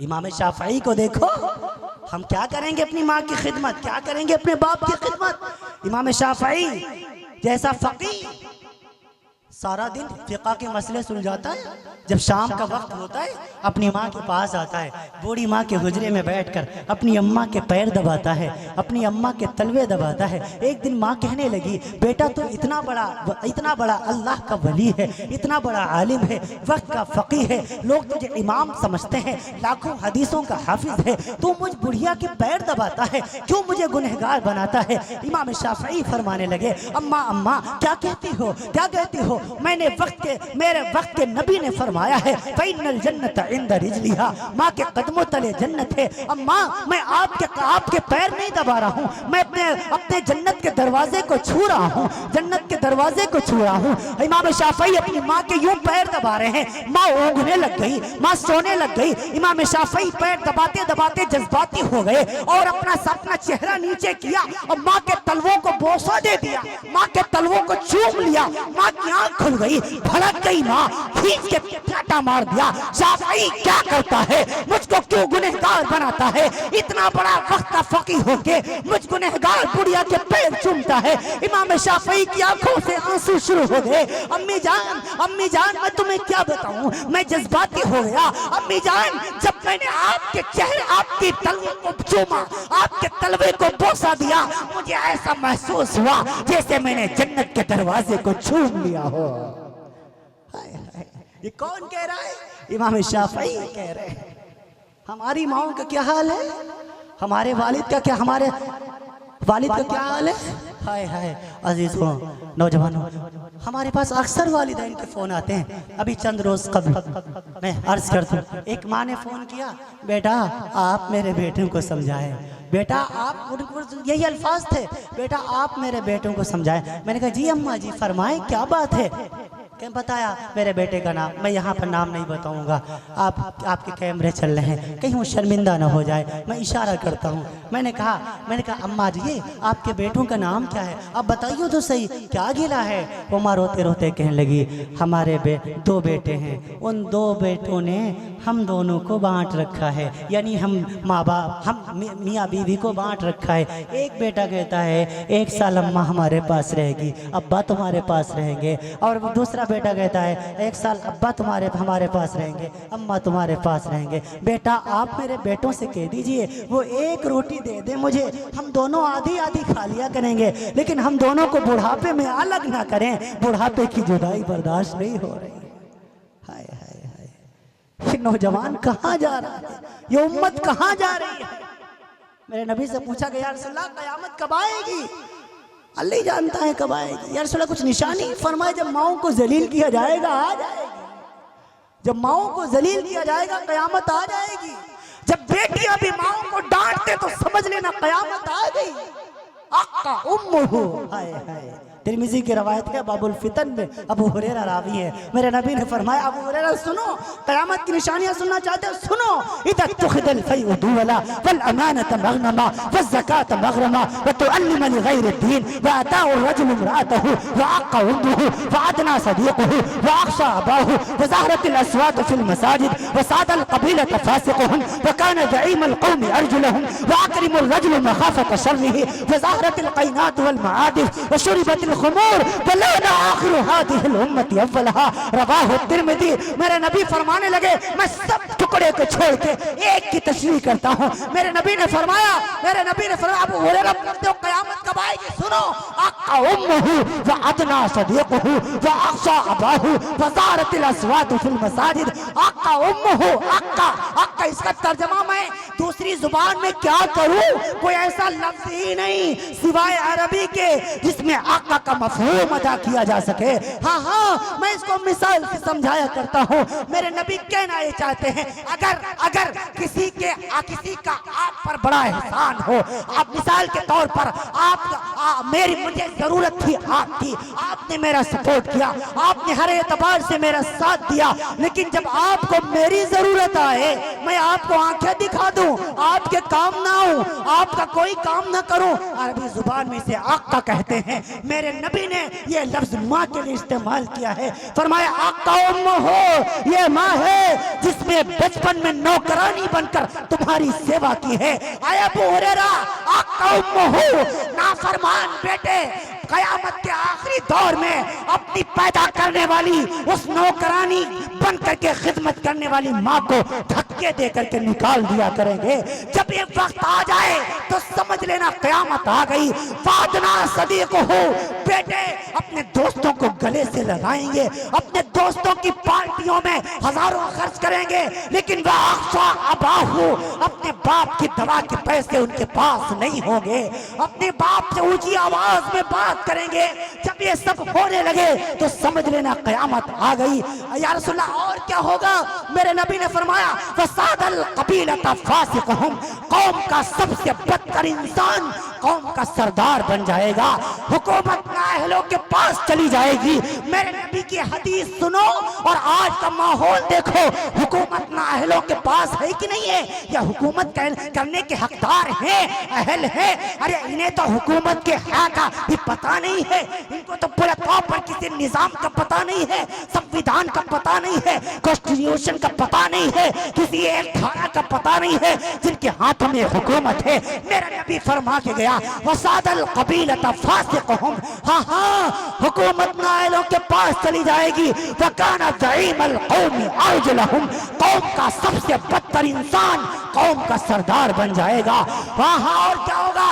वज़ारतिल अस्वात फिल मसाजिद, मस्जिदों में शोर शराबा होने लगेगा, मस्जिदों के मिंबर से भी लड़ाई और झगड़े की बात की जाएगी, इन मिंबरों पर जाहिलों का कब्जा हो जाएगा, लोग आलिमों का साथ नहीं देंगे, लोग उलमा को मुंह नहीं लगाएंगे, उनके करीब नहीं आएंगे, लोग जाहिलों को अपना सरदार बना लेंगे। और हाँ नतीजा ये होगा इन मिंबरों पर जाहिलों का कब्जा हो जाएगा। यहाँ से वो अपनी नमाज तो खराब करेंगे ही, तुम्हारी नमाजों को भी खराब करेंगे। और क्या होगा? वज़ारतिल क़ैनात वल मआदिफ, वज़ारतिल क़ैनात वल मआदिफ, गाने बजाने वालियां आम हो जाएंगी। गाने बजाने की महफिल सजाने के लिए किसी परमिशन की जरूरत नहीं पड़ेगी, गाना बजाना आम तौर से किया जाएगा, लेकिन दीन की महफिल सजाने के लिए, नाते नबी सुनाने के लिए, दीन की बात सुनाने के लिए हुकूमत से परमिशन लेना पड़ेगा। हाँ हो रहा है कि नहीं हो रहा है? और मेरे नबी ने फरमाया वशुरिबतिल खुमूर, शराब आम तौर से पी जाएगी। वशुरिबतिल खुमूर, लोग शराब का नाम बदल कर पीने लगेंगे। क्या आज शराब को बियर नहीं कर दिया गया? क्या विस्की नहीं कर दिया गया? किस कमबख्त मुफ्ती ने पूरे तौर पर बियर को हलाल करार दे दिया? किस कमबख्त मुफ्ती ने विस्की को हलाल करार दे दिया? जैसे बियर शराब हराम है ऐसे बियर भी हराम है, विस्की भी हराम है, शर्त भी हराम है, गांजा भी हराम है, अफीम भी हराम है, भांग भी हराम है। हाँ हाँ, शरीयत मुतहरा में तमाम वो नशे हराम करार दे दिए गए जिसमें अम्मा अम्मा याद न रहे, अब्बा अब्बा याद न रहे, बीवी बीवी याद न रहे, जो इंसान का दिमाग पूरे तौर पर मदहोश कर दे। ऐसे तमाम के तमाम नशों को शरीयत ने हराम करार दे दिया। और क्या होगा? और क्या होगा? वाकरिमुर रजुल मखाफत शर्रिही, लोग एक दूसरे के शर से बचने के लिए एक दूसरे की ताजीम करेंगे। किसी के दिल में किसी की इज्जत नहीं होगी, सिर्फ इस वजह से उसकी इज्जत करेंगे ताकि मैं इसके शर से बच सकूं, ताकि इसके शर से बच सकूं। हाँ हाँ, और क्या होगा? शौहर अपनी बीवियों के तलवे चाटेंगे, उनकी गुलामी करेंगे, माओ को झटके देंगे। और क्या होगा? उम्मती अव्वलहा, लोग अपने बड़ों को बुरा कहने लगेंगे, हत्ता कि सहाबा को भी गाली देने लगेंगे, हत्ता कि अकाबिर को भी गाली देने लगेंगे। आए अबू हुरैरा, जब ये सब होने लगे तो तुम इंतजार करना कि क़यामत करीब आ चुकी है। ऐ लोगों, ये सब कुछ हो रहा है, कुछ हो चुका है, कुछ हो रहा है, कुछ आइंदा होने वाला है। ऐ मेरे अजीजों, मैं आपसे गुजारिश करता हूँ, आप इल्म के मैदान में आओ, तालीम के मैदान में आओ। बस अब बहुत जल्दी आपसे मैं रुखसत हुआ चाहता हूँ। मैं अर्ज कर दूँ, हाँ हाँ, मैं उस वाक़े को अधूरा छोड़ रहा था, अब उसे मैं पूरा कर रहा हूँ। 3 साल के बाद ये मासूम सा बच्चा जो अपने घर गया था, जिसका नाम बायजीद था, माँ ने दरवाज़ा खोला, नहीं खोला। उस्ताद जी ने पूछा, अपनी अम्मा से नाराज़ होके तो नहीं आए? नहीं, अभी तक इस बच्चे का सर झुका हुआ था। उसने सरी उठाया, उस्ताद जी ने देखा आंखें लाल हैं, आंखें बह रही हैं। फरमाया, उस्ताद जी दिल रोया बहुत है, दिल रोया बहुत है, कलेजा फटा बहुत है, लेकिन उस्ताद जी आंखें बही तो बहुत है, लेकिन मैं अपनी अम्मा से नाराज़ नहीं हूँ। मैं अल्लाह के फैसले पर भी राज़ी हूँ और अम्मा के फैसले पर भी राज़ी हूँ। उस्ताद जी ने फरमाया, बेटा जाओ अपनी दरसगाह में चले जाओ, सुबह मुलाकात करेंगे। ये मासूम सा बच्चा कहने लगा, उस्ताद जी मैं दरसगाह में बाद में जाऊँगा, सोने के लिए बाद जाऊंगा, पहले आप एक वादा करें मुझसे। बेटा कौन सा वादा लेना चाहता है? उस्ताद जी वही वादा जो आपने मेरी माँ से किया था। बेटा कौन सा वादा? वही वादा जो आपने मेरी माँ से किया था। कौन सा वाला? हाँ हाँ उस्ताद जी, मैं छोटा सा बच्चा हूँ, कभी रोने भी लगूंगा, जिद भी करूंगा, भागने की कोशिश भी करूंगा, लेकिन आप मुझसे वादा करें, जब तक मैं अल्लाह का वली नहीं बन जाता आप मुझे मदरसे से जाने नहीं देंगे, मदरसे से छुट्टी नहीं देंगे। जब माएँ नेक होती हैं तो बेटे यूं बना करते हैं, बेटों के अंदर यूं जज्बा उभरा करता है। फिर क्या हुआ? उस्ताद जी ने उस बच्चे को दुआएं दी, वो मदरसे में रहने लगा। किस्सा मुख्तसर करता हूँ। 1 साल गुजरा, 2 साल गुजरा, 5 साल गुजरा, 10 साल गुजरा, 15 साल गुजरा, 17 साल गुजर गए, 17 साल गुजर गए।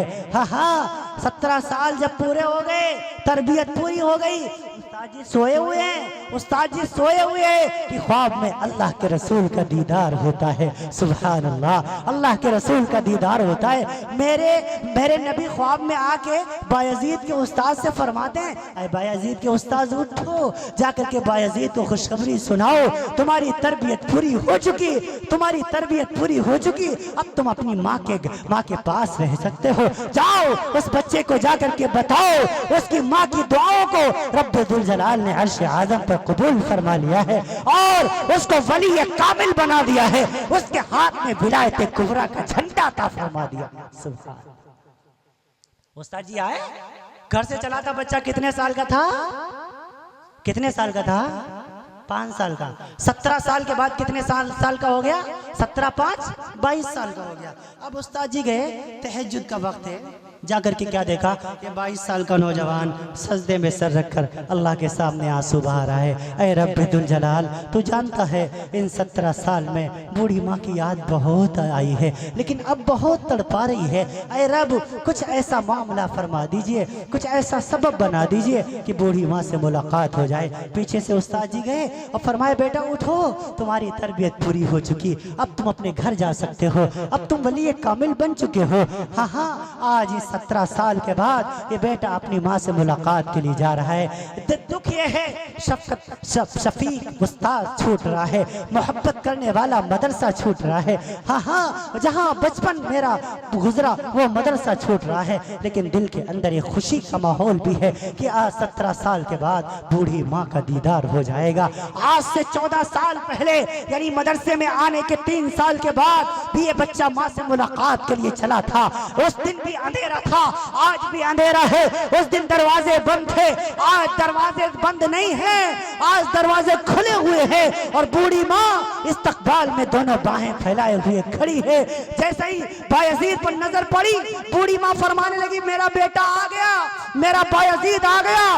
बेटा, अभी अभी मैं सोई हुई थी, ख्वाब में अल्लाह के रसूल आ गए, दीदार करा गए, खुशखबरी सुना गए और बता गए, हाँ हाँ, कि मैं अपने जिस बेटे को तूने 17 साल पहले मदरसे में पढ़ने के लिए भेजा था, आज उस बेटे को वली कामिल बनाकर तेरी गोदी में वापस कर रहा हूं।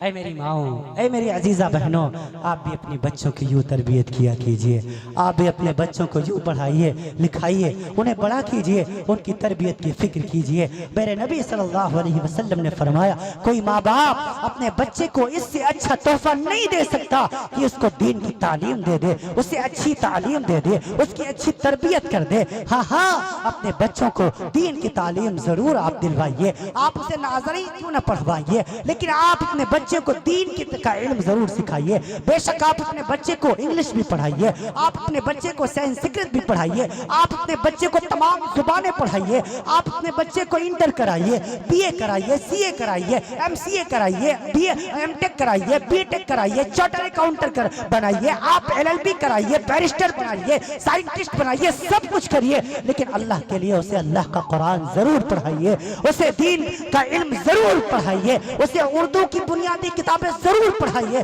ताकि अपने बाप के बच्चे को हलाल और हराम की तमीज आ जाए। हाँ हाँ, मैं आखिरी गुजारिश अपने तमाम भाइयों से करना चाहता हूँ, वो मैं बहनों के हवाले से, जो हर एक जलसे में एक दुखियारी बहन का पैगाम है, जो हर एक जलसे में अपने भाइयों तक पहुँचा दिया करता हूँ। उस बहन ने मुझे अपना भाई बनाया हुआ है और मुझसे कहा है, आप मेरा पैगाम तमाम उम्मत के भाइयों तक पहुँचा दीजिएगा, ताकि किसी भाई की बहन की आंखों में आंसू ना आए।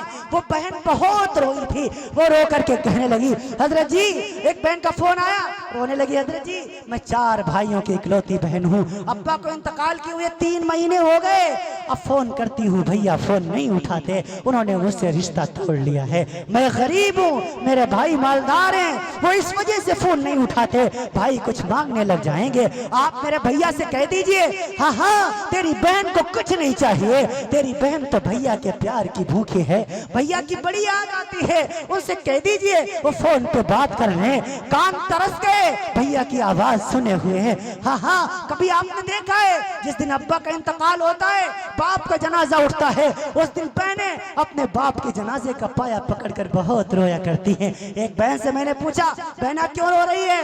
रोते रोते कहने लगी, हजरत जी आज बाप का जनाजा उठ रहा है, मायके के दरवाजे हम पर बंद कर दिए जाएंगे, भैया फोन भी नहीं करेंगे। नौजवानों, मत कहने दिया करो अपनी बहनों को, उनके मुंह पर हाथ रख दिया करो और कहा करो, बहना अम्मी नहीं है तो क्या हुआ, अब्बू नहीं है तो क्या हुआ, जब तक कि तेरा भाई जिंदा है इस घर के दरवाजे हमेशा तेरे लिए खुले रहेंगे। हाँ हाँ, अल्लाह ने मुझे 5 बहनें दी हैं। जब से उस बहन का फोन नहीं आया था, मैं भी हफ्ते में एक दिन जुमे वाले दिन अपनी बहनों की खैरियत मालूम करता था, लेकिन जब से उस बहन का फोन आया, मैंने अपने दिल में महसूस किया कि बहनें अपने भाइयों के फोन का इंतजार करती रहती हैं। अल्लाह ने मुझे 5 बहनें दी हैं, 5 मुझसे बड़ी हैं, मैं 5 बहनों से छोटा हूँ। अब मैंने अपना मामूल ये बना लिया है, सुबह उठता हूँ, फजर की नमाज के बाद कुरान करीम की तिलावत और इशराक के बाद सबसे पहले छोटी बहन को, फिर दूसरी को, फिर फिर तीसरी को, फिर चौथी को, फिर पांचवी, पांचों बहनों को फोन करके खैरियत मालूम करता हूँ। बहना आप कैसी हैं, बाजी साहिबा आप कैसी हैं, अप्पी जान आप कैसी हैं, आपा जान आप कैसी हैं। मेरी बहनें बहुत खुश हो जाती हैं, बड़ी दुआएं देती हैं। अभी चंद रोज कब मैंने अपनी छोटी बहन को फोन किया, मैंने कहा बहना कैसी है, कैसी है, ठीक तो है। मेरी बहन हंसने लगी, कहने लगी भैया रोजाना एक ही बात पूछते हो, कैसी हो, कैसी हो, कैसी हो। अरे अच्छी हूँ, अच्छी हूँ, और कैसी होंगी। फिर मेरी बहन ने एक ऐसी बात कही जिसने मेरे दिल को ठंडा कर दिया। मैंने कहा बहना तू खैरियत से है तो ठीक है। मेरी बहन हंस के कहने लगी जिस बहन के पास इतनी मोहब्बत करने वाला भाई मौजूद हो, उस बहन को कभी कुछ नहीं हो सकता। यह ऐसा जुमला है जो दिल को ठंडक पहुंचाता है। हाँ हाँ आए नौजवानों, अभी तक मैंने तुमसे कुछ नहीं मांगा, अब हाथ जोड़ के एक अपील करता हूँ। इस भाई की गुजारिश मान लीजिए, आप रोजाना दिन में 10 मरतबा अपनी ससुराल को फोन करो, मुझे कोई गिला नहीं, कोई शिकवा नहीं, लेकिन आप मुझसे वादा करो कि हफ्ते में कम से कम 1 मरतबा जरूर अपनी बहन को फोन करोगे इंशाल्लाह। कितने लोग करेंगे इंशाल्लाह? हाँ हाँ माशाल्लाह, अल्लाह आप सबके हाथों को कबूल फरमाए। जरूर खैरियत मालूम करना। बहना तू कैसी है, बाजी साहिबा आप कैसी हैं, आपा जान आप कैसी हैं। ईद का मौका आता है, ईद का मौका आता है जहां आप अपनी बीवी, अपने बेटों के कपड़े बनवाते हो, अपना सूट बनवाते हो, अपनी बीवी का सूट लेकर के आते हो। 10,000 का लाओ, मुझे कोई गिला नहीं, कोई शिकवा नहीं, लेकिन आपसे अपील करूंगा आप अपनी बहन को भी 500 का सूट हदिया कर दिया करो, गिफ्ट दे दिया करो। अल्लाह की जात की कसम, अगर आपको बहन हुई, आपकी बहन को 10,000 का सूट दिलाए, आपकी बहन मोहल्ले की औरतों को नहीं दिखाएगी, नहीं बताएगी। आप 500 का लेके पहुंच जाएंगे, सारे मोहल्ले में हंगामा कर देगी, सारे मोहल्ले को दिखाती फिरेगी, देखो मेरा भैया आया हुआ है, देखो ये सूट मेरे महके से आया है, ये सूट मेरा भैया लाया है, मेरा भैया मेरे लिए ईदी लाया है, मेरा भैया मेरे लिए सूट लाया है, कपड़े लाया है। मेरी अम्मी नहीं है तो क्या हुआ, अप्पू नहीं है तो क्या हुआ, मेरा भैया मेरा बड़ा ख्याल करता है, देखो मेरा भैया मेरे लिए सूट लाया है, ईदी लाया है। कभी कभी नन्हे मुन्ने भांजों को 100-200 के खिलौने गिफ्ट कर दिया करो। अल्लाह की जात की कसम, वो आपके पीछे पीछे चलेंगे। लोगों देखो मेरा मामा आया है, मेरे लिए खिलौने लाया है, मेरे लिए शूज लाया है, मेरे लिए कपड़े लाया है। हाँ हाँ मेरी नानी नहीं है, मेरे नाना नहीं है, मेरा मामा मेरा बड़ा ख्याल करता है। कभी कभी बहन को लेने उसकी ससुराल पहुंच जाया करो और कहा करो बहना बहुत दिन हो गए तू घर नहीं आई है, चलो घर चल करके आए। बहन आपके घर में आएगी, आपके घर की दाल और सब्जी खाएगी, दुआ के लिए हाथ उठा देगी, अल्लाह आपके बिगड़े कामों को बना देगा। कभी कभी थोड़ा सा वक्त निकाल कर बहन के साथ दस्तरखान पर बैठकर खाने खा लिया करो। कभी कभी रोटी का लुकमा बना दाल में डुबोकर अपनी बहन के मुंह में मोहब्बत से रख दिया करो। कभी कभी उसके हाथ का लुकमा छीन कर अपने मुंह में रख लिया करो और कहा करो बहना मुझे याद है जब मैं छोटा सा था तो यूं ही लुकमे बना बना के खिलाया करती थी। बहना आज हम बड़े हो गए तो क्या हुआ, आज हम बूढ़े हो गए तो क्या हुआ, है तो आज भी भाई बहन ना, है तो आज भी एक ही माँ के आंगन में पले बढ़े। बहना फिर से अपने भाई के मुंह में लुकमा बना के रख दे ताकि बचपन की याद ताजा हो जाए। कभी कभी फर्ते मसरत से अपनी बहन की गोदी में सर रख दिया करो और कहा करो बहना मुझे याद है जब बचपन में मैं छोटा था मेरे सर में दर्द हुआ करता था, तो यूं ही अपनी गोदी में सर रखकर मालिश किया करती थी। बहना फिर से अपने भाई के सर में तेल की मालिश कर दे ताकि बचपन की याद ताजा हो जाए। हाँ हाँ कभी कभी बहन को कुछ हदिया दे दिया करो और कहा करो बहना मुझे याद है जब हम छोटे से थे अब्बा जान कोई चीज खाने की बड़े तौर पर लाया करते थे, फखरपुर से, कैसरगंज से, बहराइच से मेरा हिस्सा अलग लगता था, तेरा हिस्सा अलग लगता था, हम अपने हिस्से की चीज खा लेते थे, तू बचा के रखा करती थी, जब तू खाती थी अपने हिस्से से मुझे भी खिलाया करती थी, अपने हिस्से में मुझे हिस्सेदार बना लिया करती थी। ऐ मेरी बहना मैं तुझे कभी नहीं भूलूंगा। अपनी बहनों को ये कहा करो, मेरे नबी ने फरमाया रब ने किसी को 3 बहनें दी हो, उनकी खिदमत करता हो, अच्छा अपने पढ़ाए लिखाए, जब बालिग हो जाए दीनदार घराने में शादी कर दे और शादी के बाद भी उन पर खर्च करता रहे, मेरा रब उनसे इतना खुश होता है बगैर हिसाब के जन्नत अता फरमाएगा। फरमाया 2 बहनों की खिदमत करने वाला भी जन्नती है, 1 बहन की खिदमत करने वाला भी जन्नती है, 3 बेटियों की परवरिश करने वाला भी जन्नती है, 2 बेटियों की परवरिश करने वाला भी जन्नती है, 1 बेटी की परवरिश करने वाला भी जन्नती है। हाँ हाँ आए लोगों, वालिदैन की खिदमत करो, माँ बाप की खिदमत करो, उलमा की इज्जत करो, उलमा की इज्जत करो, हफ्फाज की इज्जत करो। यही उलमा है जिनकी वजह से तुम्हारा दीन बाकी है। मेरे नबी ने फरमाया तुम इन उलमा को बुरा ना कहा करो, इन्नल आलिमा ला यस्तगफिर लहू मन फिस समावाति व मन फिल अर्द। आए लोगों, ये उलमा है, तुम इनके लिए मग़फ़िरत की दुआ करो या ना करो, ये वो है जिनके लिए मग़फ़िरत की दुआ आसमान के तारे भी करते हैं, जमीन के ज़र्रात भी करते हैं, हत्तल हितान फिल मा, समंदर की मछलियां भी इनके लिए बख्श दो मग़फ़िरत की दुआएं करती हैं। इन्नल उलमा वरसतुल अंबिया, तमाम उलमा अंबिया के वारिस हैं। इन्नल अंबिया लम युअर्रिसू दीनारन वला दिरहमा, अंबिया किसी को रुपया पैसे का वारिस नहीं बनाया करते, इन्नमा वरसुल इल्म, वो तो इल्म का वारिस बनाते हैं। फमन अखदहू अखद बिहद्दिन वाफिर, जहां तुम्हें उलमा मिल जाए इनसे तुम इल्म दीन सीख लिया करना। ऐ लोगों, इन उलमा की इज्जत करो, इन खुतबा की इज्जत करो, इन शौरा की इज्जत करो, इन हुफ्फाज की इज्जत करो। हाँ हाँ, ईमानदारी से बताना यही है जिनकी वजह से दाढ़ियां मौजूद हैं, टोपियां मौजूद हैं, सब कुछ सहने के बाद भी आपके बच्चों को तालीम दे रहे हैं। इन्हीं की वजह से आपके बच्चों को कलमे तय्यबा याद है, इन्हीं की वजह से आपके बच्चों को कलमे शहादत याद है, इन्हीं की वजह से नमाज की सुन्नतों का इल्म है, इन्हीं की वजह से आज मस्जिदें आबाद हैं। जिस दिन उलमा खत्म हो जाएंगे उस दिन दीन खत्म हो जाएगा। आए लोगों, एक आलिम जमीन के लिए ऐसे ही जरूरी है जैसे आसमान के लिए चांद का होना जरूरी है। एक आलिम जमीन पर ऐसे ही चमकता है जैसे आसमान पर चांद चमकता है। हाँ, ईमानदारी से बताना, नमाजें कौन पढ़ाता है? यही बेचारे उलमा हैं। अजानें कौन देता है? यही बेचारे उलमा है। तुम्हारे मसाइल कौन हल करता है? यही बेचारे उलमा है। अब्बा का इंतकाल हो गया, जनाजा कौन पढ़ाता है? यही बेचारे उलमा है। अम्मा का इंतकाल हो गया, इसाल सवाब कौन करता है? यही बेचारे उलमा है। बदले में आपने क्या दिया? इनको गालियां दी, आपकी गालियां इनके हिस्से में आई, आपका हसद इनके हिस्से में आया, आपका ताना इनके हिस्से में आया, आपका बुग़्ज़ व अदावत इनके हिस्से में आया, आपके तमाम खुराफातें इनके हिस्से में आई। आए लोगों, अपने उलमा को मजबूर नहीं मजबूत बनाओ, इन उलमा की कदर करो। मेरे रब का फरमान है, लाइन शकरतुम लाज़ीदन्नकुम। हाँ हाँ, अगर तुम मेरी नेमतों की कदर करोगे मैं उसमें इजाफा करूंगा। रोल मानी में अल्लामा आलूसी ने लिखा, तफसीर कबीर में इमाम राजी ने लिखा, तफसीर मज़हरी में अल्लामा सनाउल्लाह पानीपती मुजद्दिदी ने लिखा, हाफिज इमादुद्दीन इब्ने कसीर ने तफसीर इब्ने कसीर में लिखा, अल्लामा जरीर इब्ने तबरी ने तफसीर तबरी में लिखा, इमाम सुयूती ने अल-इत्क़ान में लिखा। यहाँ पर पूरे तौर पर नेमत से मुराद उलमाए रब्बानियीन की ज़ात मुक़द्दसा है।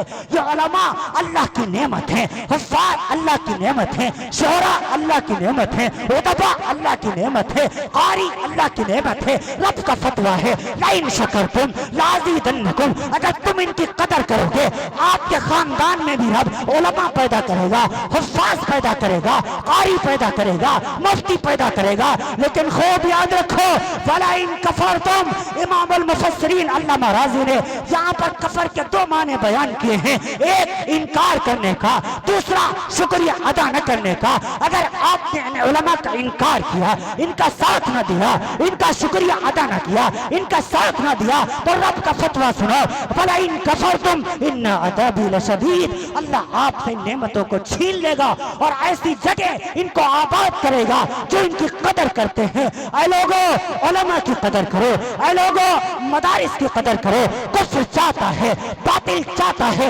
अवाम का रिश्ता उलमा से टूट जाए। हाँ हाँ, मुफक्किर इस्लाम हत्मना सैयद अबुल हसन अली नदवी रहमतुल्लाह ताला अलैहि ने आज से 30 साल पहले बर्मा की सरजमीन पर ऐलान किया था।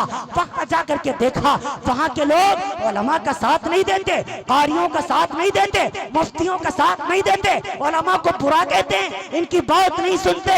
मुफक्किर इस्लाम ने जमीन पर पाँव मारकर 30 साल पहले बर्मा की सरजमीन से ऐलान किया था, आए बर्मी मुसलमानों, तुम उलमा का साथ नहीं देते, तुम कारियों का साथ नहीं देते, तुम हुफ्फाज को बुरा भला कहते हो, वारिसीन अंबिया का साथ नहीं देते। मेरी नजरें कहती हैं, मेरी आंख देख रही है, अनकरीब रब तुम पर जालिम कुत्तों को मुसल्लत करने वाला है। मुफक्किर इस्लाम तो दुनिया से चला गया। 22 दिसंबर 1999 27 रमजान मुबारक को सूरतुल यासीन की तिलावत करते करते मौला अली मियां रहमतुल्लाह ताला अलैहि अल्लाह को प्यारे हो गए। लेकिन 30 साल के बाद दुनिया ने देखा, रब ने एक बुद्धिस्ट कौम को पैदा किया जिसने बर्मी मुसलमानों का जीना हराम कर दिया, उनकी इज्जतों को तार तार किया गया, उनकी माँ और बेटियों की इज्जतों को लूटा गया, उनके मासूम मासूम बच्चों को गाजर मूली की तरह काट दिया गया। हाँ हाँ, उनकी जमीनें छीन ली गई, उनकी जायदादें हड़प कर ली गई। बर्मी मुसलमान ठोकरें खाने पर मजबूर हो गया और बर्मा छोड़ना पड़ा। कुछ ने बांग्लादेश में जाकर के बना ली, कुछ सूबे आसाम में जाकर के बोलान की वादियों में आबाद हो गए, कुछ अफगानिस्तान में हिजरत करने पर मजबूर हो गए। आज हाल ये है, बर्मी मुसलमानों का कोई देश नहीं है, कोई मुल्क नहीं है, कोई मुस्तकबिल नहीं है, वो दर दर की ठोकरें खाने पर मजबूर है। आए उम्मत मुस्लिमा के नौजवानों, आए मुल्क हिंदुस्तान के नौजवानों, मैं तुमको भी देखता हूँ, तुमको भी अच्छी तरीके से जानता हूँ, तुम भी अपनी जुबानों को खामोश करो, उलमा के मुकाबले में अपने आप को महफूज करो, अपनी जुबानों से कोई ऐसा अल्फाज ना निकालो जिससे उलमा की शान में गुस्ताखी हो जाए। मौलाना उबैदुल्लाह सिद्दीकी ने लिखा, फरमाया अगर तुमने किसी हाफिज को नाहक गाली दी, किसी आलिम को नाहक गाली दी, रब्बुल जलाल तुम्हारी 7 नस्लों में हाफिज और आलिम पैदा नहीं होने देगा। आप पूरे तौर पर ये वक्त का तकादा है, ऐ लोगों, उलमा का साथ दो, उलमा का साथ दो, हुफ्फाज का साथ दो, अपने इलाके के जितने इदारे मोतबर इदारे हैं सबका साथ दो, आपस के इख्तलाफ को बनाए ताक रखो। आपको आपका मसलक आपको मुबारक हो, आप अपने घर में किसी मसलक पर जाकर के चले, लेकिन जब मुसलमान की बात आ जाए, इस्लाम की बात आ जाए, कुरान की बात आ जाए, मिल्लत की बात आ जाए, तो वहां पर मुसलमान बनने की जरूरत है, एक मिल्लत होने की जरूरत है, एक प्लेटफॉर्म पर आने की जरूरत है। हाँ हाँ, आपस के इख्तलाफात को बालाए ताक रखो, तमाम की तमाम नफरतों को बालाए ताक रखो। मेरे